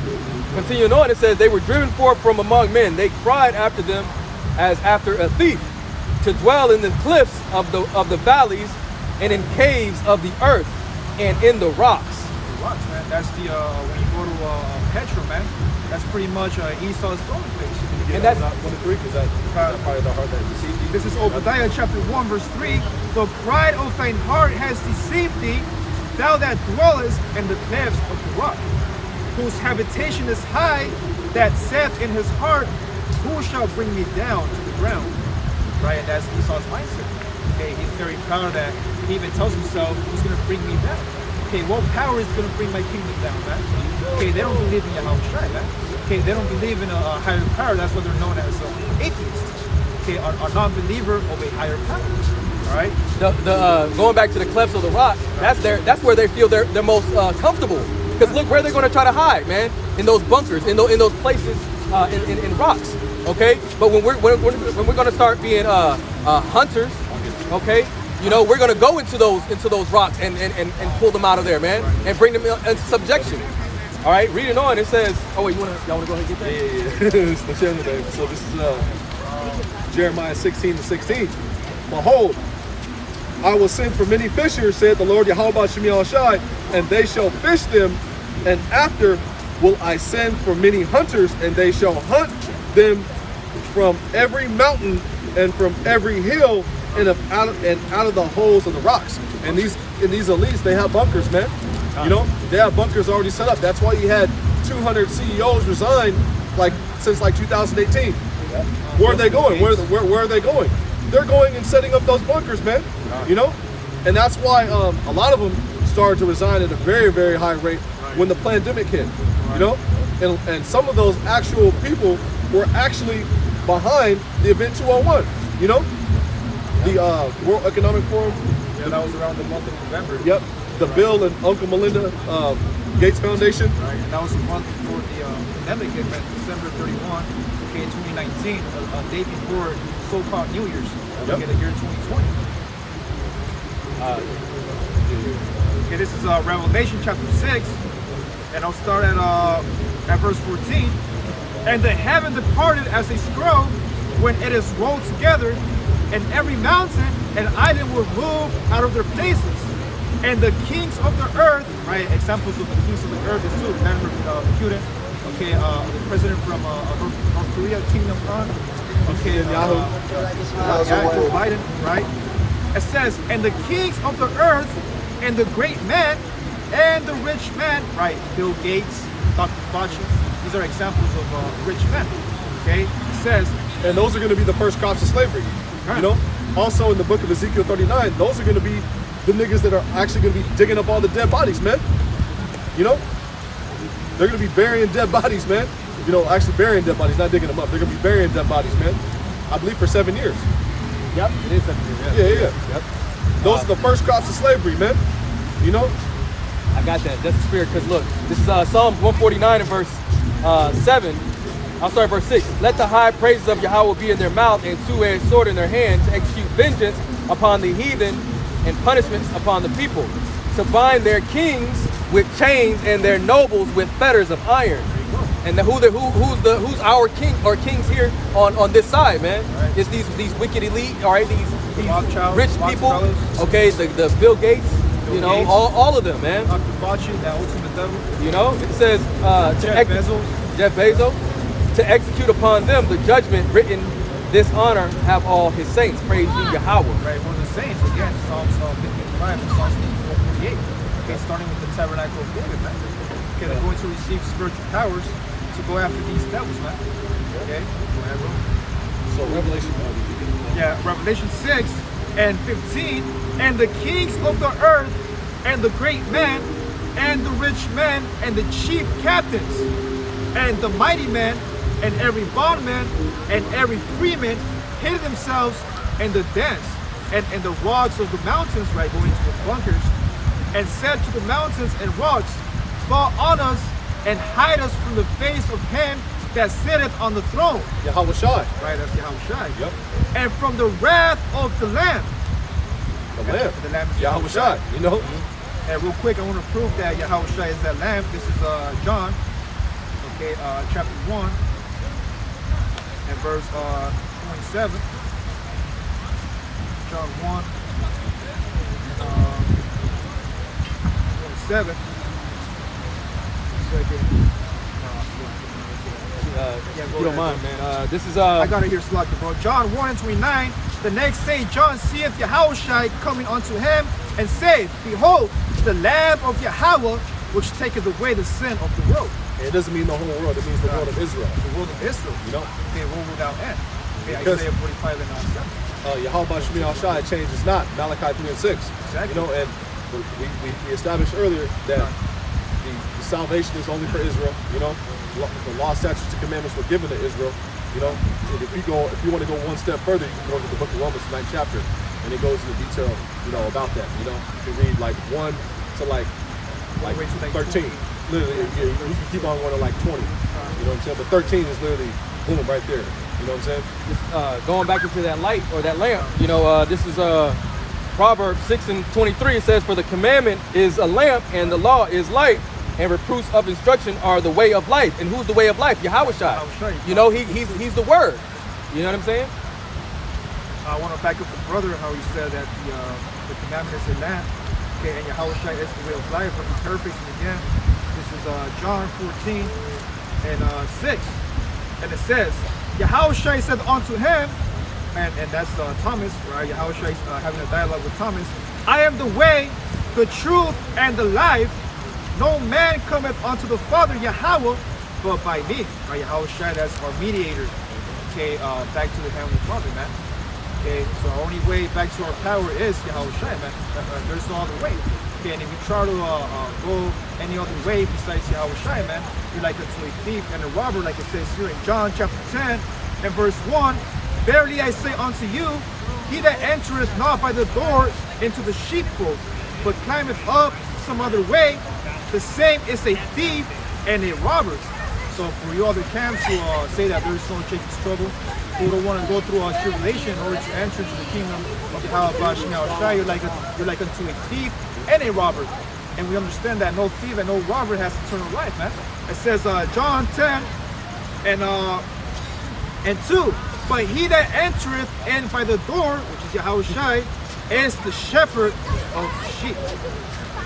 And just to land back on the brother, man, this is Matthew 7 and verse 13. It says, enter ye in at the straight gate. And what is that straight gate? That straight gate is this specific doctrine tailored to the Israelites, okay? The elect. It says, for wide is the gate and broad is the way that leadeth to destruction. And what is the broad and wide gate? That's these other religions, okay? Christianity being a broad one, all right? Islam being a broad that broad gate. Another one is Judaism, okay? Those three entities are these broad gates that our people are going to, contrary to the straight gate, which is this truth. It says, let me just read that again. Enter ye in the straight gate, for wide is the gate and broad is the way that leadeth to destruction, and many there be which go in thereat. Because straight is the gate and narrow is the way which leadeth unto life, and few there be that find it. You know, and that's why it goes back into in the Apocrypha where it says, you know, many are chosen, or many are called, but few are chosen. Right, and it also says that the world was created for many, but the world to come for few, man. Okay, and worst world, those few is us brothers, man, in these last days. Yeah. I want to back you up. What was it, bro? Matthew, that was Matthew 7 and 13. This is 2nd Esdras chapter 8 and verse 1. And when I had made an end of speaking these words, there was sent unto me the angel, which is the angel Uriel, which means what? Okay, the messenger of wisdom, of light. It says, there was sent unto me the angel, which had been sent unto me the nights before. And he said unto me, up, Esdras, and hear the words that I come to tell thee. And I said, speak on by power. Then said he unto me, the sea is set in a wide place, that it might be deep and great. But put the caves, the entrance were narrow, and like a river. Who then could go into the sea to look upon it and to rule it? If he went not through the narrow, how he come into the broad?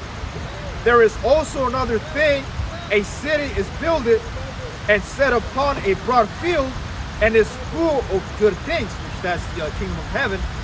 The entrance thereof is narrow, and is set in a dangerous place to fall, like as if there were a fire on the right hand, and on the left a deep water, and only path between them both, even between the fire and the water, so small that there could but one man go there at once. Going back into Acts, the 14th chapter and the 22nd verse, how Yahweh said what?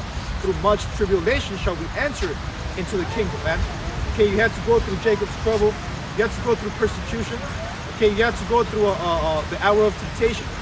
Okay, it says, if this city now were given unto a man for an inheritance, if he never shall pass the danger set before it, how shall he receive this inheritance? So how are you going to receive the kingdom if you don't catch hell, man? Okay, if you don't go through that narrow path, man. All right, got something, bro?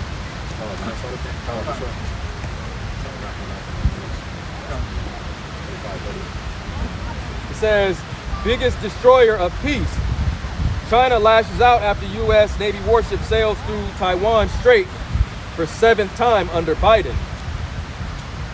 It says, reading on, it says, U.S. Navy guided missile destroyer has crossed the Taiwan Strait in the South China Sea, making it the seventh such trip by an American warship this year, and prompting China to accuse the U.S. of trying to provoke its military.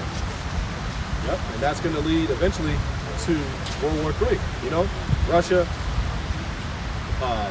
China, Iran, North Korea, all those nations, you know, they're starting to let that hatred be known that they have for Babylon the Great, for America, man.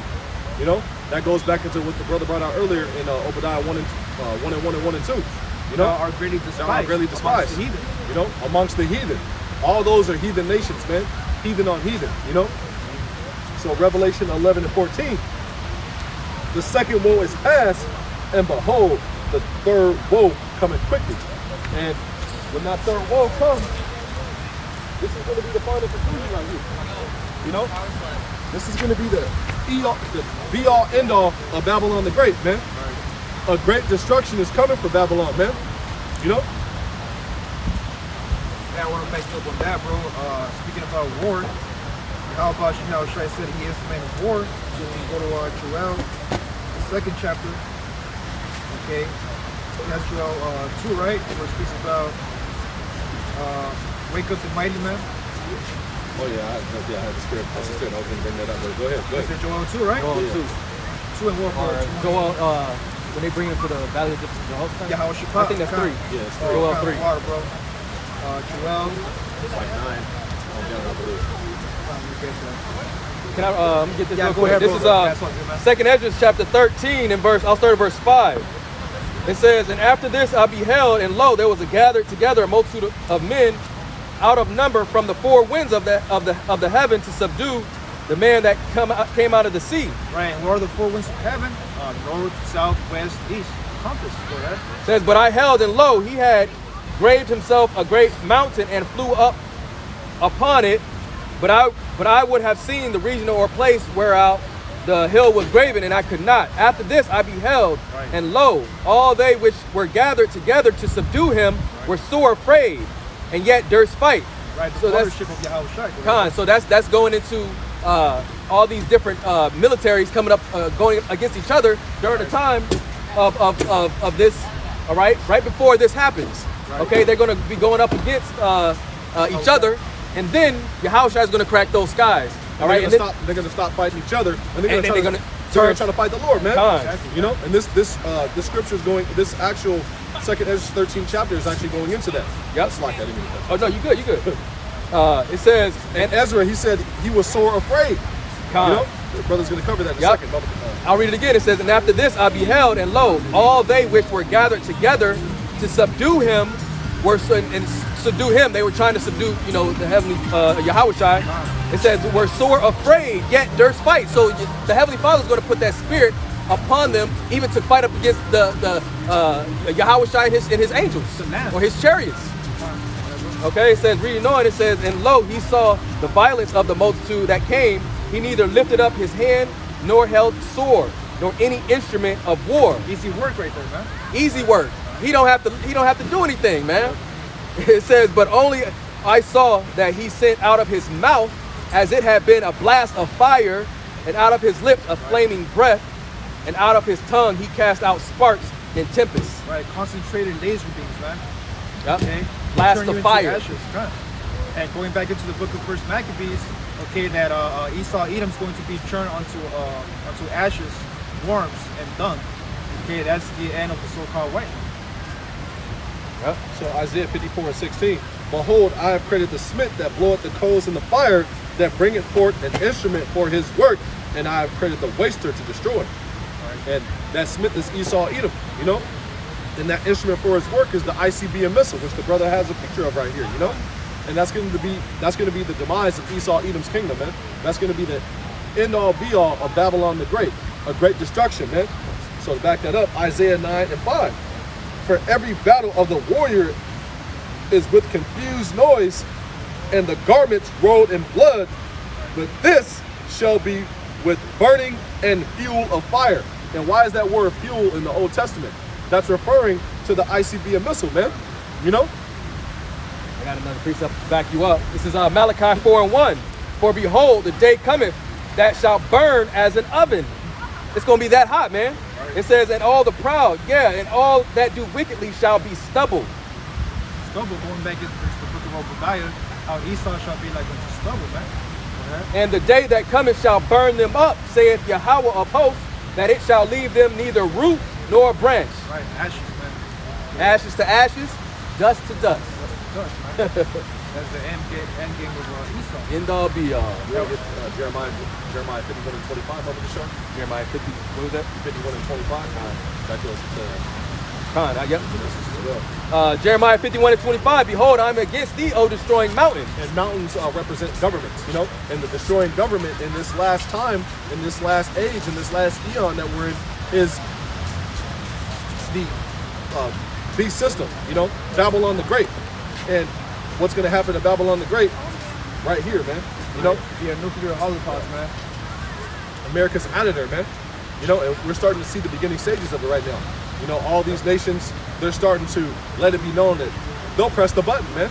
Yep. You know, they're pumping up at Esau, man. You know, and Esau's pumping up at them, man. That's those wars and rumors of wars. Yep. It says, behold, I am against thee, O destroying mountain, saith Yahweh, which destroyeth all the earth. And how is Esau destroying all the earth, man?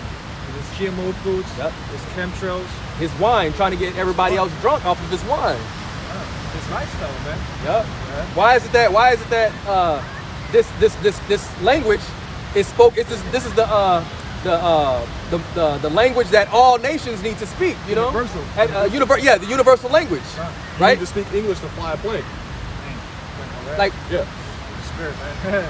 You know, that shows you who's in power. You know, that shows you actually, if you have spiritual eyes, who Esau Edom is, man. Because what language, what continent of people's languages is spoken all around the globe?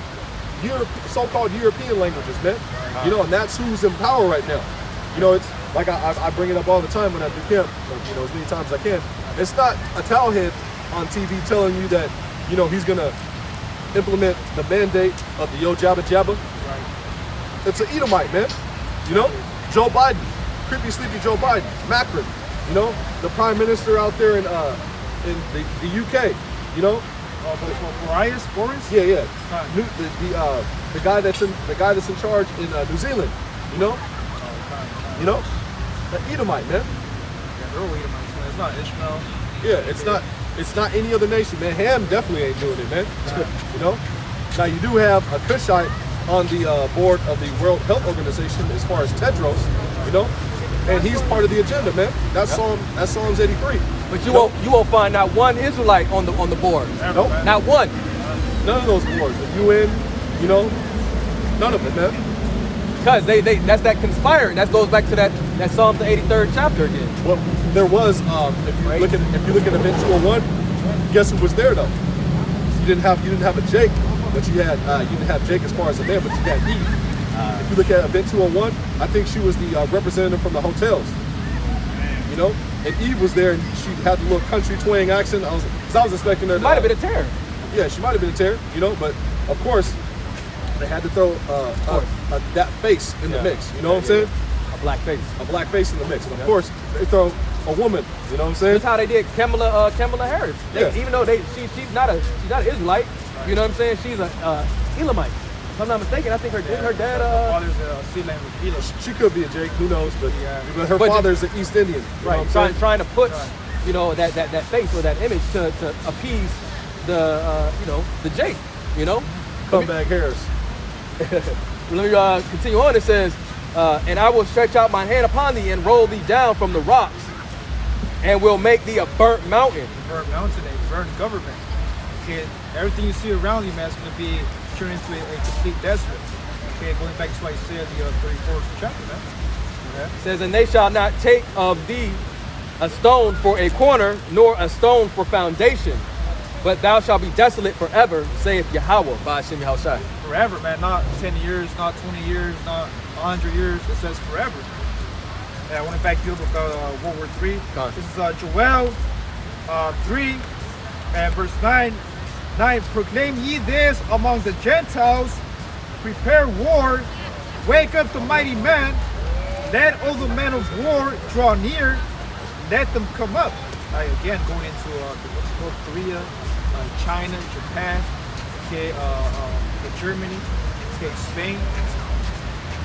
Beat your plowshares into swords and your pruning hooks into spears. Let the weak say, I am strong. Okay, going into Iran. Okay, the Iranian Supreme Court. Okay, their military, their navy. And plowshares and pruning hooks, they're farming materials.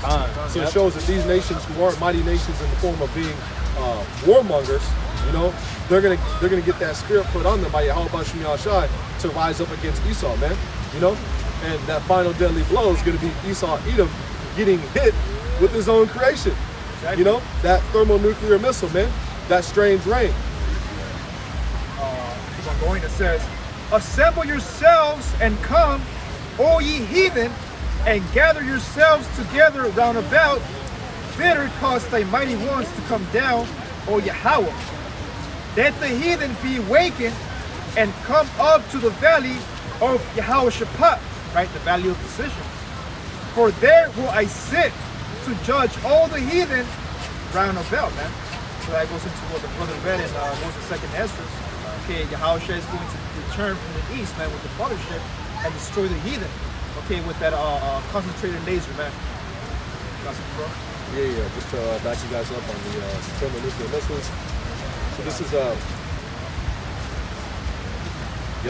this is 2nd Ezra 15 to 39. I'm gonna read through 43. And strong winds. You want to get Jeremiah 51 and 2, a destroying wind. I think that's 51 and 2.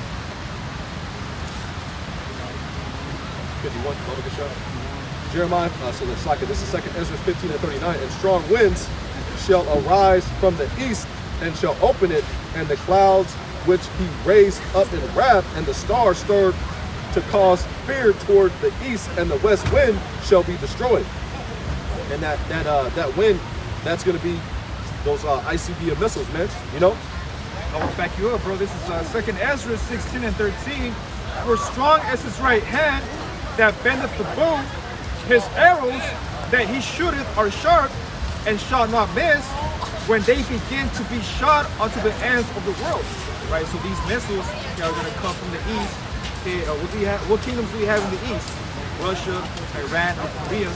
Okay, they're going to be sent here to the west, man, which is here in America, man. Babylon the Great. And the prophets, they use old school terminologies, right? Because ICBM nuke, it wasn't in the vocabulary back then. They were known as arrows. Yep. Because if you look closely, this looks like an arrow. Right. Especially one of those ICBM missiles, the huge ones. It looks exactly like an arrow, you know? Right, and that's the best way of Esdras. That's how he was able to describe it, man. Okay, as a bow and an arrow. That bow is symbolic to the silos. That's how you pronounce it, right, bro? The silos. Okay, the technology that holds the arrow, which the arrows are the ICBM missiles, man. Jeremiah 51 and 1, and the title says the prophecy against Babylon. Continue. Yep. Thus saith Yahweh, behold, I will raise up against Babylon and against them that dwell in the midst of them that rise up against me a destroying wind. Yep. Kind of destroying wind goes into the ICBM missiles, man. So what's going to happen when the ICBM missiles hit America, man? Okay, it's going to cause or create or generate, okay, a destructive wind. Okay, everything's going to fall apart. All the elements, okay, are going to melt. It says, and will send unto Babylon fanners that shall fan her and shall empty her land. For in the day of trouble they shall be against her round about. It says, verse 3, against him that bendeth, let the, is it an archer? Archer right here, right? Yeah. Let the archer bend his bow, and against him that lifted himself up, and the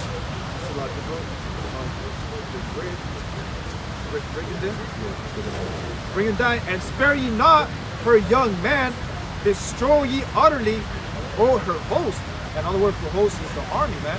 So the army of Esau is going to be destroyed, man. Their military, their navy.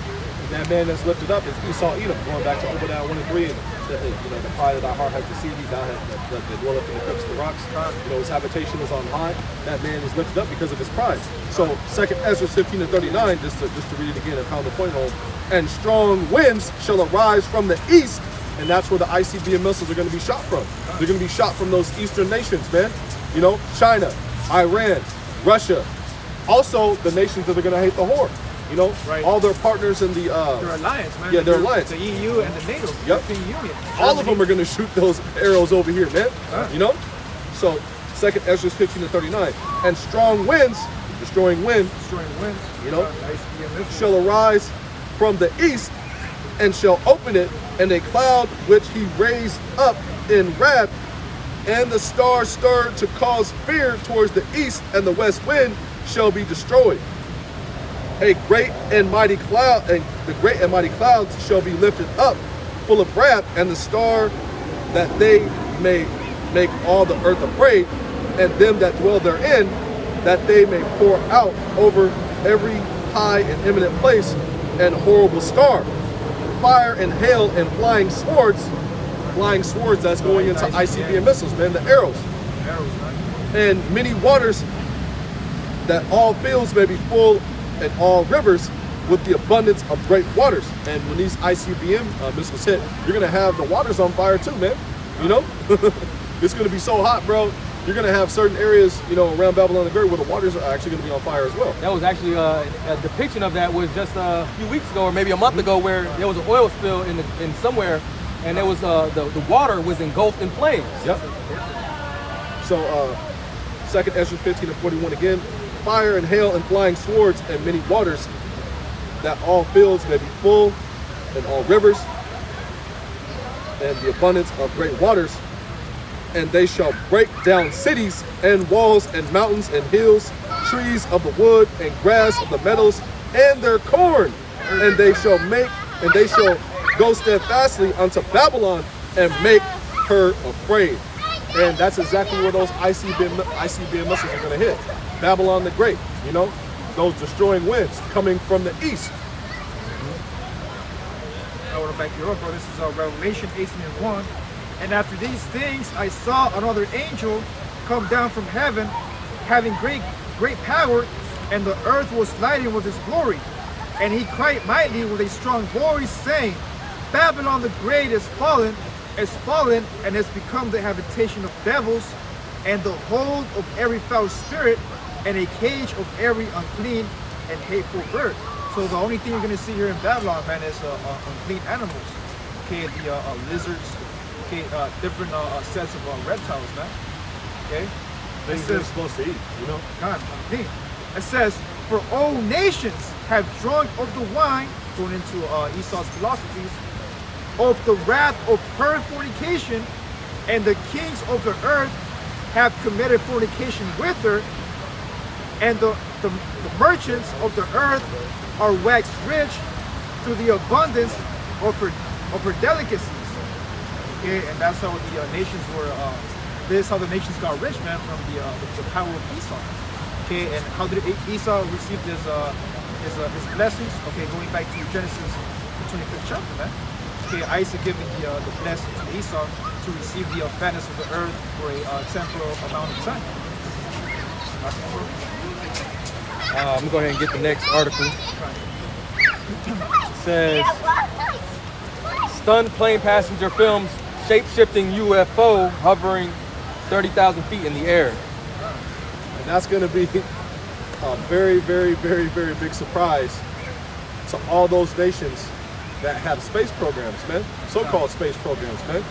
You know, that's actually not going to be a big surprise to some of them. But a lot of those guys who are actually building these space programs, they're building them out of pride, man. You know, because there's no match, you know, for those chariots, man. Easy work. You know, there's been videos of them trying to bomb the chariots, and the chariots shooting the missile back. You know,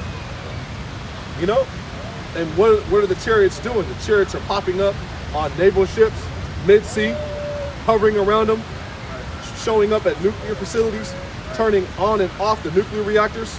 You know, popping up at certain military bases. Creating volcano eruptions as well. Yep. Earthquakes. Letting Esau know you stand no match, man. Yeah. You know, you don't stand a chance. Your arms are too short to box with Yahweh Bashim Yahushai, man. Exactly, man. You got something, bro? I got three. So this is Nahum chapter 1 and verse 2. It says, Yahweh is jealous and Yahweh revengeth. Yahweh revengeth and is furious. Yahweh will take vengeance on his adversaries, and he reserveth wrath for his enemies. Yahweh is slow to anger and great in power, and will not at all acquit the wicked. Yahweh hath his way in the whirlwind, and in the storm, and the clouds are the dust of his feet. Right. So you know, you got a lot. You have the chariots going into the chariots. You're gonna have you got all these images. There's over 144 reported sightings of these chariots. Okay, and then, they come in all various forms. This one in particular was shape shifting, so it was going from like being vertical to horizontal.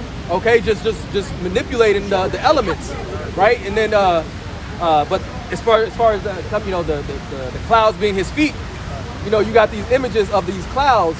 It wouldn't be a cloud in the sky, but then you'll have this one, and it just looks like a major chariot just coming towards you. Precept that backs you up. So this is Psalms 104, 1 through 3. Bless the Lord Yahweh Shem Yahshai, O my soul, O Yahweh Shem Yahshai, my power. Thou art very great. Thou art clothed with honor and majesty, who covers thyself with light as with a garment, who stretcheth out the heavens like a curtain, Psalms 104 and 3, who layeth the beams of his chambers in the waters, who maketh the clouds his chariot, who walketh upon the wings of the wind. And the chariots can appear in all sorts of fashions. They can look like a cloud, which if you go into the scriptures, you get in detail, the chariots are often referred to as clouds, Or flying robe. Flying robe. Raya mentioned, right? Yep. Or they can be, it appear to be like a triangular or a rectangle. Prism, triangular prism. Yep. Okay, defeating the laws of gravity, man. Yep. Okay. They can stop on a dime, go super hypersonic speeds to the 10th power, then disappear, reappear, then pop up and then show all sorts of lights, then drop a beam on you, man, and melt you, man. They're not in subjection with the elements of this world, man, because they're not of this world. And Esau stands no chance against him, man. That's why he's afraid. That's why he created the whole myth of green men being inside them, which is blasphemy, man. Right, it is. Also, what did that nigga Ronald Reagan say? He said we need to fight. It's like if we were under the event of a extraterrestrial attack, we need to band together. He was saying that at one of those international meetings. I believe it was a UN meeting, in the 80s, because they know, the wicked elite, they know, man, but they don't stand a chance. They have no chance, man. They know those are our brothers in those chariots. And that's why they're looking to conceal this message. Because you have a lot of Jakes starting to wake up at the last hour who are actually starting to realize that those aren't green men in those, man. They're so-called black men. It's the angels, man, the messengers, man. They're so-called black men. They're not big-headed, small nose, no ears, alien-looking, entity, man. Okay. I saw a video. It was a while back, but it was of what it looked to appear to be Edomite, and he was talking about he had a dream or something of a chariot coming to him and it opening up, and with the images that he saw was what appeared to be tall black men.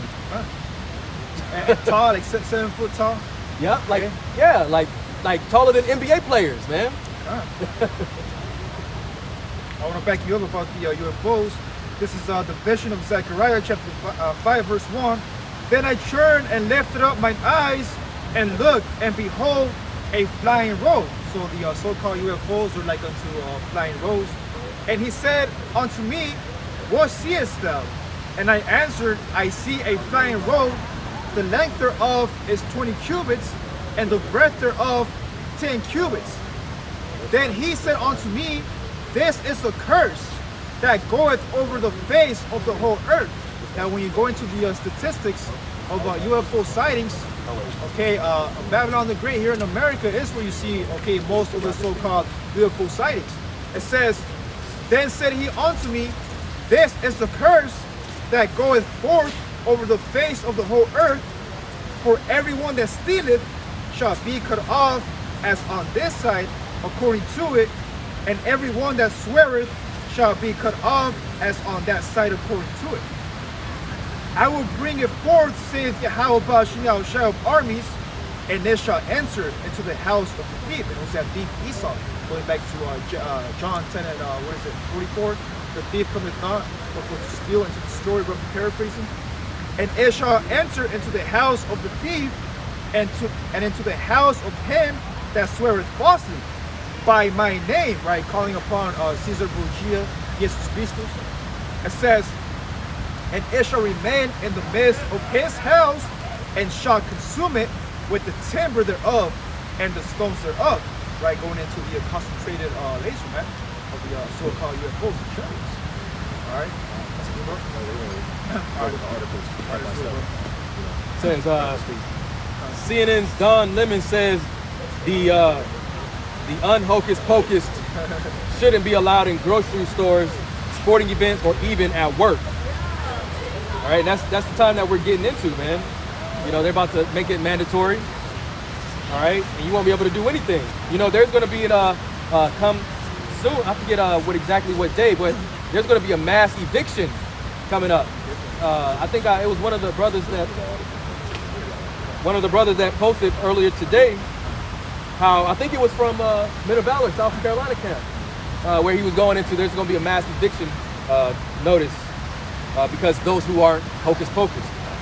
All right, next one is NYC Mayor Bill de Blasio announces that the days of the hocus pocus being voluntary is over, and it's time for it to be mandated. Right, on righteous decrees, man. Okay. The same thing that was going on in the book of Maccabees was going to manifest, man, again in these last days. Yep, nothing new under the sun. Next one is Philippines. The unhocus pocus Filipinos from 25th of August will no longer be able to go shopping. Only the hocus pocus, upon presentation of their cards, shall be allowed into public and private markets, including stores, supermarkets, etc. Right, going into Psalms, the second chapter. Why do the heathen rage? Okay, and why do the kings of the earth imagine a vain thing, man? Okay, closing down shops. Okay, and just speaking manners of folly, man. That's a heathen custom, so to speak. There, bro. And lastly, this is it says Biden requiring federal workers to prove their status or submit to strict safety rules. All right, I'm gonna just read some of the key points. It says federal workers are required to prove their status or submit to a series of rigorous safety protocols. He also called on state and local governments to give out $100 prizes to those who get it. So now they've been doing this, but they're giving incentives just for you to put a poison inside of you. And then lastly, it says the new rules and perks come as the highly transmissible DV spread nationwide. And these are examples of the arrow of temptation, man. Okay, for example, Yahushua was tempted.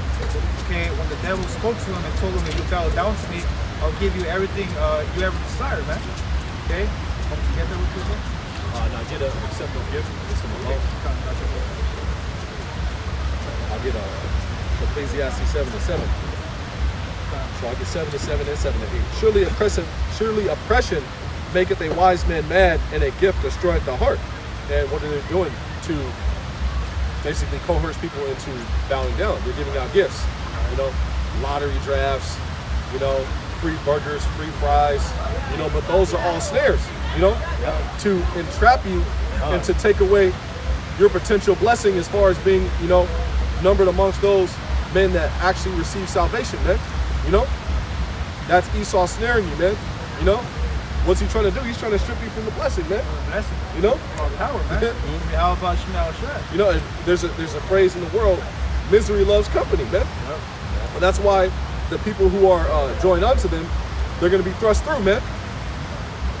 Through, pun intended with that statement, man. So Ecclesiastes 7:7, so surely oppression maketh a wise man mad, and a gift destroyeth the heart. And a gift destroyeth the heart, your mind, And he's destroying your mind because he's putting nanoparticles directly in your brain with the test, man. Also he's destroying your mind because what is he doing? He's pushing false narratives, a pandemic, and all the new variants are made up things around things that already exist. Runny nose, fever, so on and so forth. You could just have a common cold, man, But if you go down to those those testing centers, you know, which 90% of the testing centers, 90, Slaughterhouses too, man. 96% of the tests actually produce false positives, man. You know? Going into ER physicians in North Valley, man. Yep. They even have, there was a video that they took the little test strips nanoparticles in and them. they scraped it. Yeah, they scraped the test, and there was little particles Yeah. that get embedded into your brain. So Yep. when you get the hocus pocus and then you get that, they work together and they fuck you up. Yep. That's why I read that, because, you know, show the oppression, make it the wise men mad, and they gift destroy the heart. Yeah, they're giving you free tests, but what are they doing with that free test? They're destroying your la'ab, your mind. And you know? a lot of that too is they're throwing away the test soon after. Like they take it, they don't even keep it for to see if you even have it. No, They'll just throw it right away, right there after. it's just a goal to get those nanoparticles in your body, man. Yep. You know, because those nanoparticles, what do? They attack your body and they destroy your immune system, man. They destroy your genome, you know, making you a creation of Esau Edom, man. You know, a vessel of wrath fit for destruction, man, because you chose to trust in the shadow of Egypt, man, and trust in chariots because they're mighty, you know. And a chariot represents power, and that's what Esau Edom has, you know, because the earth's been given into his hands for a short season, man. So Ecclesiastes 7 and 8. Better is the end of a thing than the beginning thereof, and the patient in spirit is better than the proud in spirit. And Esau Edom is the proud in spirit. That's why we have to, that's what the scripture said in Revelation 13 and 10. Here's the patience and the faith of the saints. You know, I don't know whether I'm aware of that fold. We're patiently waiting to slap cuffs on this nigga, man. Yeah. You know? Right, exactly, bro. You know, to dash some little ones against stones, man. You know, for all the rape, robbery, murder, and oppression that's happened to our people, man. You know, as well as you heathens, man. You know, it's not just about Esau Edom, man, because all these heathen nations had a hand in somehow in some form of putting us in captivity. You know, the Philistines, the Babylonians, you know, the Moabites, the Ammonites, you know, the Persians and the Medes. All y'all got to get this work, man. The Watusis, you know, all y'all, man. The Ishmaelites, camel jockeys, man. You towelheads, man. You know, you doo-doo stinking ass Hamites, man. You know, Hey, I got a you know, precept. you sister humping Edomites, man. You know, you blood drinking Amalekites, man. Yeah. You know, That's what Amalek means. blood drinker. You know, and that's what do they do when they do an oral circumcision? They suck the blood out of the baby's wang, man. And you that's know? in their law, in their book. Yeah. Yeah. The Talmud.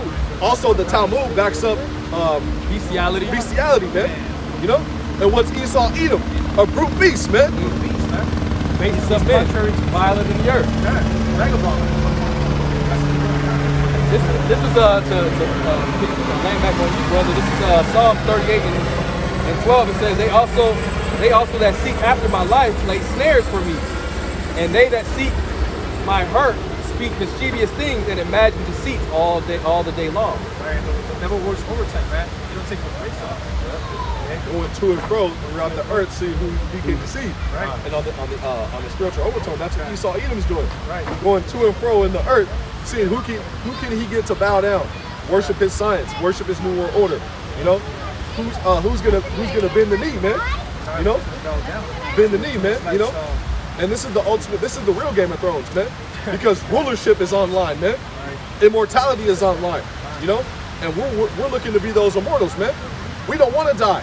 You know, we want to be those men in the steadfast that Yahweh, in the form of who Yahushua told, you shall surely not taste of death, man. You know, there's actual men on this planet that won't die, man. You know, and that's actually true. And it takes faith to believe that report, man. You know, and you have a lot of our people, they believe in the report of Christianity, man. In the report of Cesare Borgia. And what's that going to lead them to? Their death. You know, and what are the black clergies and the Latino clergies telling our people to do? Go down there and get bit by the go down there and get bit by the serpent, man. Yeah, go down there and see slaughterhouses, man. go down there and see Mad Max, man. And a lot of our people, they're not feeling so well after they come back from seeing Mad Max, man. Yeah, we're playing out, getting side effects. You know? Different diseases. Yep. People actually dying, man, left and right. Yep. But they're not putting that on the mass media, on on the media stream or the streams. They're promoting fear. Yep. You know, it's the ultimate fear porn, man. You know, just constant. As soon as this thing happened, what was everybody doing? Forced to stay in their houses after a month or two. And buying toilet tissue. Buying no toilet tissue. You know, you're wiping with paper towels. Of all things, toilet tissue. Come on. Just, man, hurting. It ain't gonna save you. Hurting, man. You know what I'm saying? Hurting. You know what I'm saying? And then everybody, and the other people, a lot of people, better yet, were under the vibration of watching the news all day. You know? You know? That's all it is just to promote their fear. Okay? And what was he doing? Giving you his philosophy, giving you his wine, telling you come down, trust me. A different story every day. Oh, yeah, mask on, mask off. We don't know. Yeah, the numbers are rising. Dr. Fauci on TV. Don't, and you can't, the scriptures say never trust thy enemy, man. You know? And this man was on TV. This man's a known liar. You know?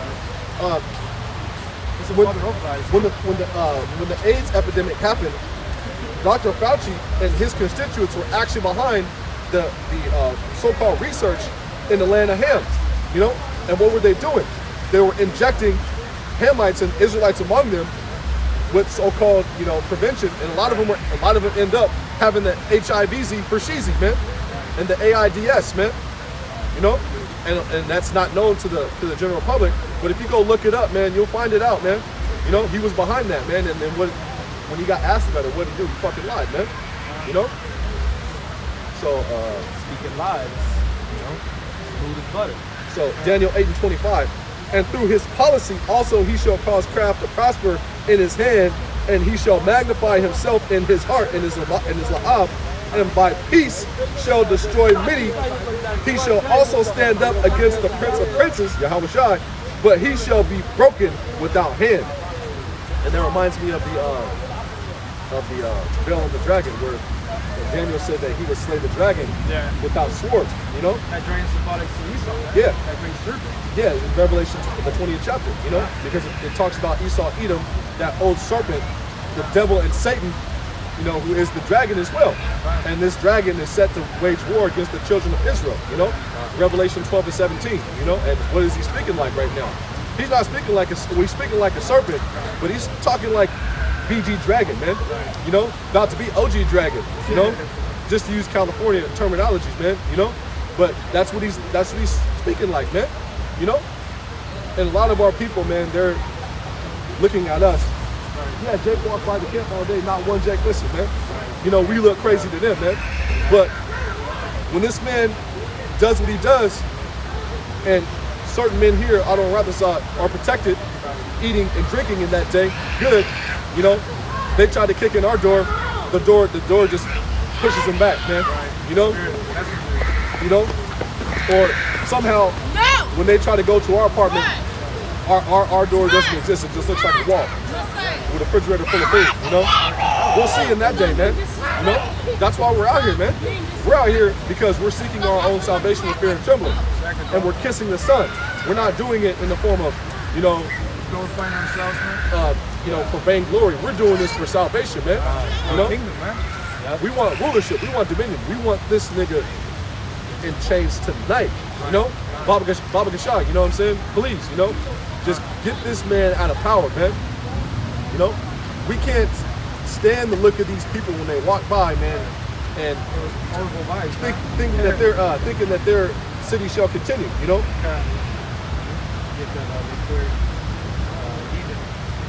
I think it's Genesis 49 and 11. I think it is. 49 and 11.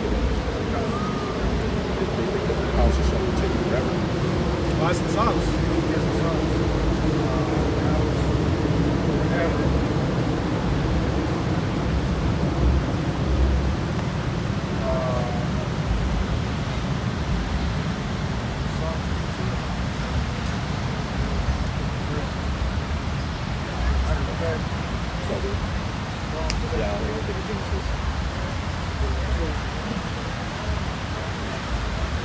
Article? I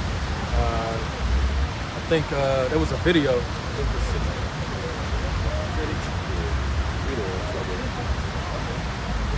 Sometimes, you know. It's 100% distraction. Take a second, bro.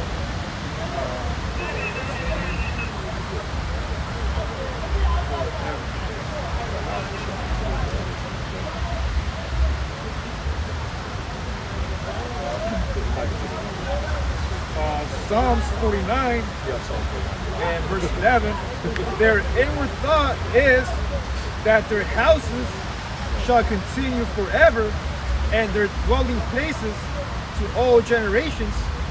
They call their lands after their own names. Right, and that's what Esau thinks, man, daily, man, that his kingdom's gonna be here, okay, for eternity, man. Not knowing that the judgments of Yahweh Shai are about to be executed, man. Okay, and this was starting to play out, okay, in a format of the pandemic, okay, in the form of the hocus pocus, okay, in the form of the prophets being out here in the highways and hedges, pursuing to Jeremiah 28 and 8. Okay, the prophets speak about war. Okay, they speak about pestilence, about destruction, man. And this devil is very afraid.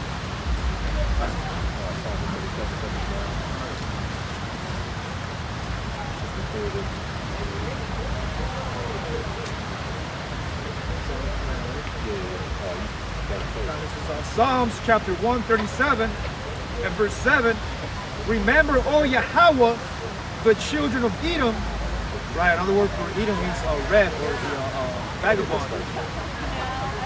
In the day of Jerusalem, who said, raise it, even to the foundation thereof, O daughter of Babylon. Right, who's the daughter of Babylon? And that's symbolic to the so-called white man, Esau. It says, O daughter of Babylon, who are to be destroyed, happy shall he be that rewardeth thee as thou hast served us. And if you go into erase it, it means erase it. That's what they try to do to our heritage, man. Right. You know, calling us all these bywords and proverbs, you know, taking away our language, taking away our customs, beating it out of us. You know, they actually tried to make Israel and the name of Israel no remembrance, you know? Psalm 33, you know? It says, verse 9, happy shall he be that taketh and dasheth thy little ones against the stones.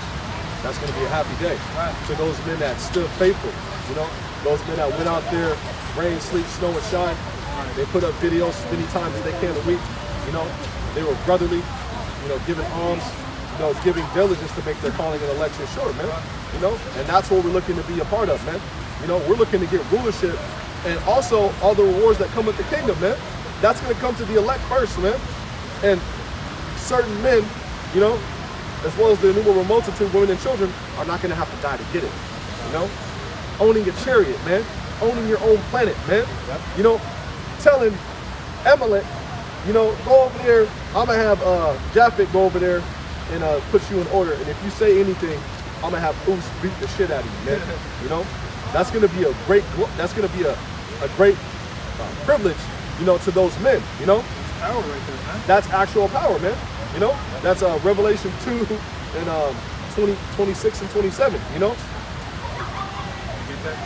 Yeah. So, Revelation 2, 26 and 27. I will give the power over the nations. Yeah. Revelation chapter 2. Revelation 2 and 25. You can get 25 to 27. All right, this is Revelation chapter 2 and verse 25. But that which ye have already hold, but that which ye have already hold, that which ye have, till I come. That which ye have, right? Hold fast till I come. You know, it's that oil, man. You got to retain that oil and spill that oil. Occupy till I come. You know, that's what we're supposed to do. Stay on fire. You know. This is verse 26. And he that overcometh and keepeth my words unto the end. Going back into Matthew 24 and 13. He that shall endure unto the end shall be saved. Yep. Okay, saved from what? Saved from destruction. It says, and he that overcometh and keepeth my words unto the end, to him will I give power over the nations. Power. That's what we want, man. You know? Hey, Salaka, bro. And even right now, man, there is a form of power. Okay, Yahushua said, John, okay, that a man can receive nothing from heaven unless it's given from, okay, Yahushua, man. So we're given power to go to the house of Hedges, okay, and prophesy the downfall of our enemies. Revelation 2 and 27, and he shall rule them with a rod of iron, as the vessels of a potter shall they be broken to shivers, even as I received of my Father. That's what those rods of iron are for, man. You know? Slavery. So this is Job 20, 5 through 9, and then we'll close out with the brother's precept right there in the book of Psalms. Oh, no, I was thinking It's like it. So Job 20 and 5. Let me get 20 and 4. Knowest thou not this of old, since man was placed upon earth, that the triumphing of the wicked is short, and the joy of the hypocrite but for a moment. Who's a hypocrite? Esau. And the wicked is Esau, Edom as well. You know? And it says the triumphing of the wicked is short. This man is set to rule for a short season, man. You know, this final rulership of the final beast system, what is it, a 500 year reign? About 524, 529. What's that compared to eternity, man? Nothing. You know? And Yahushua said, one day is like unto 1,000 years. Yeah, not even a half a day he ruled, man. You know? And we're starting to see the end of this man's kingdom, man. You know? So this is Job 20 and 6. Though his excellency mount up to the heavens, and that's this man being puffed up, you know, and his head reach unto the clouds. Right, his NASA. Yep. His Space program. Space force. Space force. Yep. Job 20 and 7. Yet he shall perish forever like his own dung. They which have seen him shall say, where is he? He shall fly away as a dream and shall not be found. He shall be chased away as a vision of the night. The eye also which saw him shall see him no more, neither shall his place any more behold him. And that's going into a few things, man. Him actually being able to roam the earth, you know, as a nation, as far as Esau, Edom, him being in rulership, him having a kingdom, all that's true, man. You know? And it's actually preordained from the foundations of the earth, from the heavens, by the Heavenly Father, man, through his Son, man, the Word. So this is meant to happen, man. And all these things that are written in the scriptures are going to happen, man. You know, because Yahweh Shem Yahushai, his word does not go out void, man. How about Shimon Shai got a sense of humor too? You know, how he's talking about how you're gonna be looking for him like dung being flushed down the toilet, like, oh, where'd it go? You know, that's how Esau gonna be, man. You're gonna be looking for him, ain't nowhere to be found. Psalms 2 and 4 says, he that sitteth in the heavens shall laugh. The Lord shall have him in derision. And right now he's in derision. Because he's scrambling, trying to hold on to the blessing, trying to conceal the message going out, trying to get everybody to believe his lies, you know, trying to hide history, you know, trying to keep his people recreating. It's over, man. It's all over with the current. The writing's in the wall. You know, many tackle a person, man. You've been found one time. Insufficient to rule, man. You're out of there, man. Through. Finish him. Finish him. Speaking of finish him, let's wrap out up with this precept right here. I got this one. I'm gonna pull out one more. This is Obadiah 1 and 15. It says, "For the day of Yahweh is near upon all the heathen. As thou hast done, it shall be done unto thee." All the heathen, man. Not just Esau, Edom. You know, it's near all the heathen, man. Edom, Moab, Amen. And to take it one step further, to add a spiritual overtone to that, 2/3 of our people are heathens, man. So it's near to them as well, man. You know, those so-called Negroes, Latinos, Native Americans, West Indians, and Seminole Indians that don't want to hearken to this word, it's near unto you as well, man. That's why we're doing our best not to be amongst that number, man. Hey, as we said, be the shadow of his will, right? Okay, stay away from the ways of Babylon the Great. It says, "Thy reward shall return upon thine own head. For as ye have drunk upon my holy mountain, so shall all the heathen drink continually." What's that holy mountain? Okay, Mount Zion. Okay, a place of remembrance. So-called Negroes, Latinos, Native Americans, the true Israelites.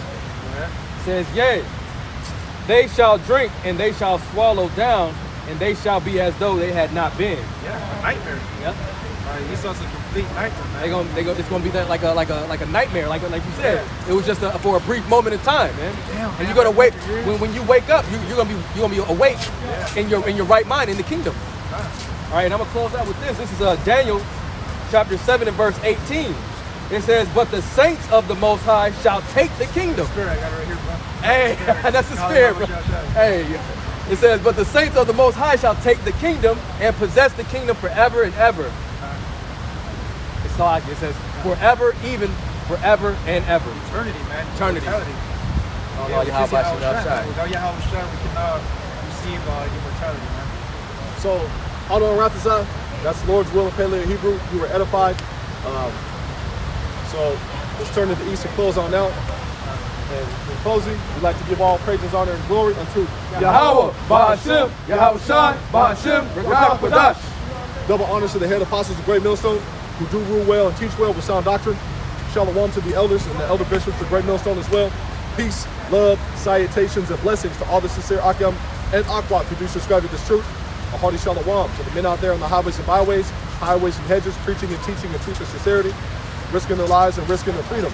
Now more so than ever, especially in these times of what's going on, making their bodies a living sacrifice out there on the highways and byways, highways and hedges, with the testimony of our Lord Yahweh Shai, which is the spirit of prophecy, which allows those men to go into the scriptures and bring out understanding on a high level. And last but not least, a hearty shalom to the men of Valor Camp, New Jersey, NYC, South Carolina, DTA Camp, Philly, Baltimore, Jersey, NYC. First camp I ever heard the truth from, Isaiah 62, verses 6 through 7. Those that make mention of the Lord Yahweh Shem Yahshai, keep not silence. Give him no rest day or night. To Jerusalem is a praise in the earth. So once again, Lord's will, you found this camp session edifying. And until next time, Lord's will, shalom. Shalom. DTA, abab abal. Bye, bye. So. Shalom. Shalom. Shalom.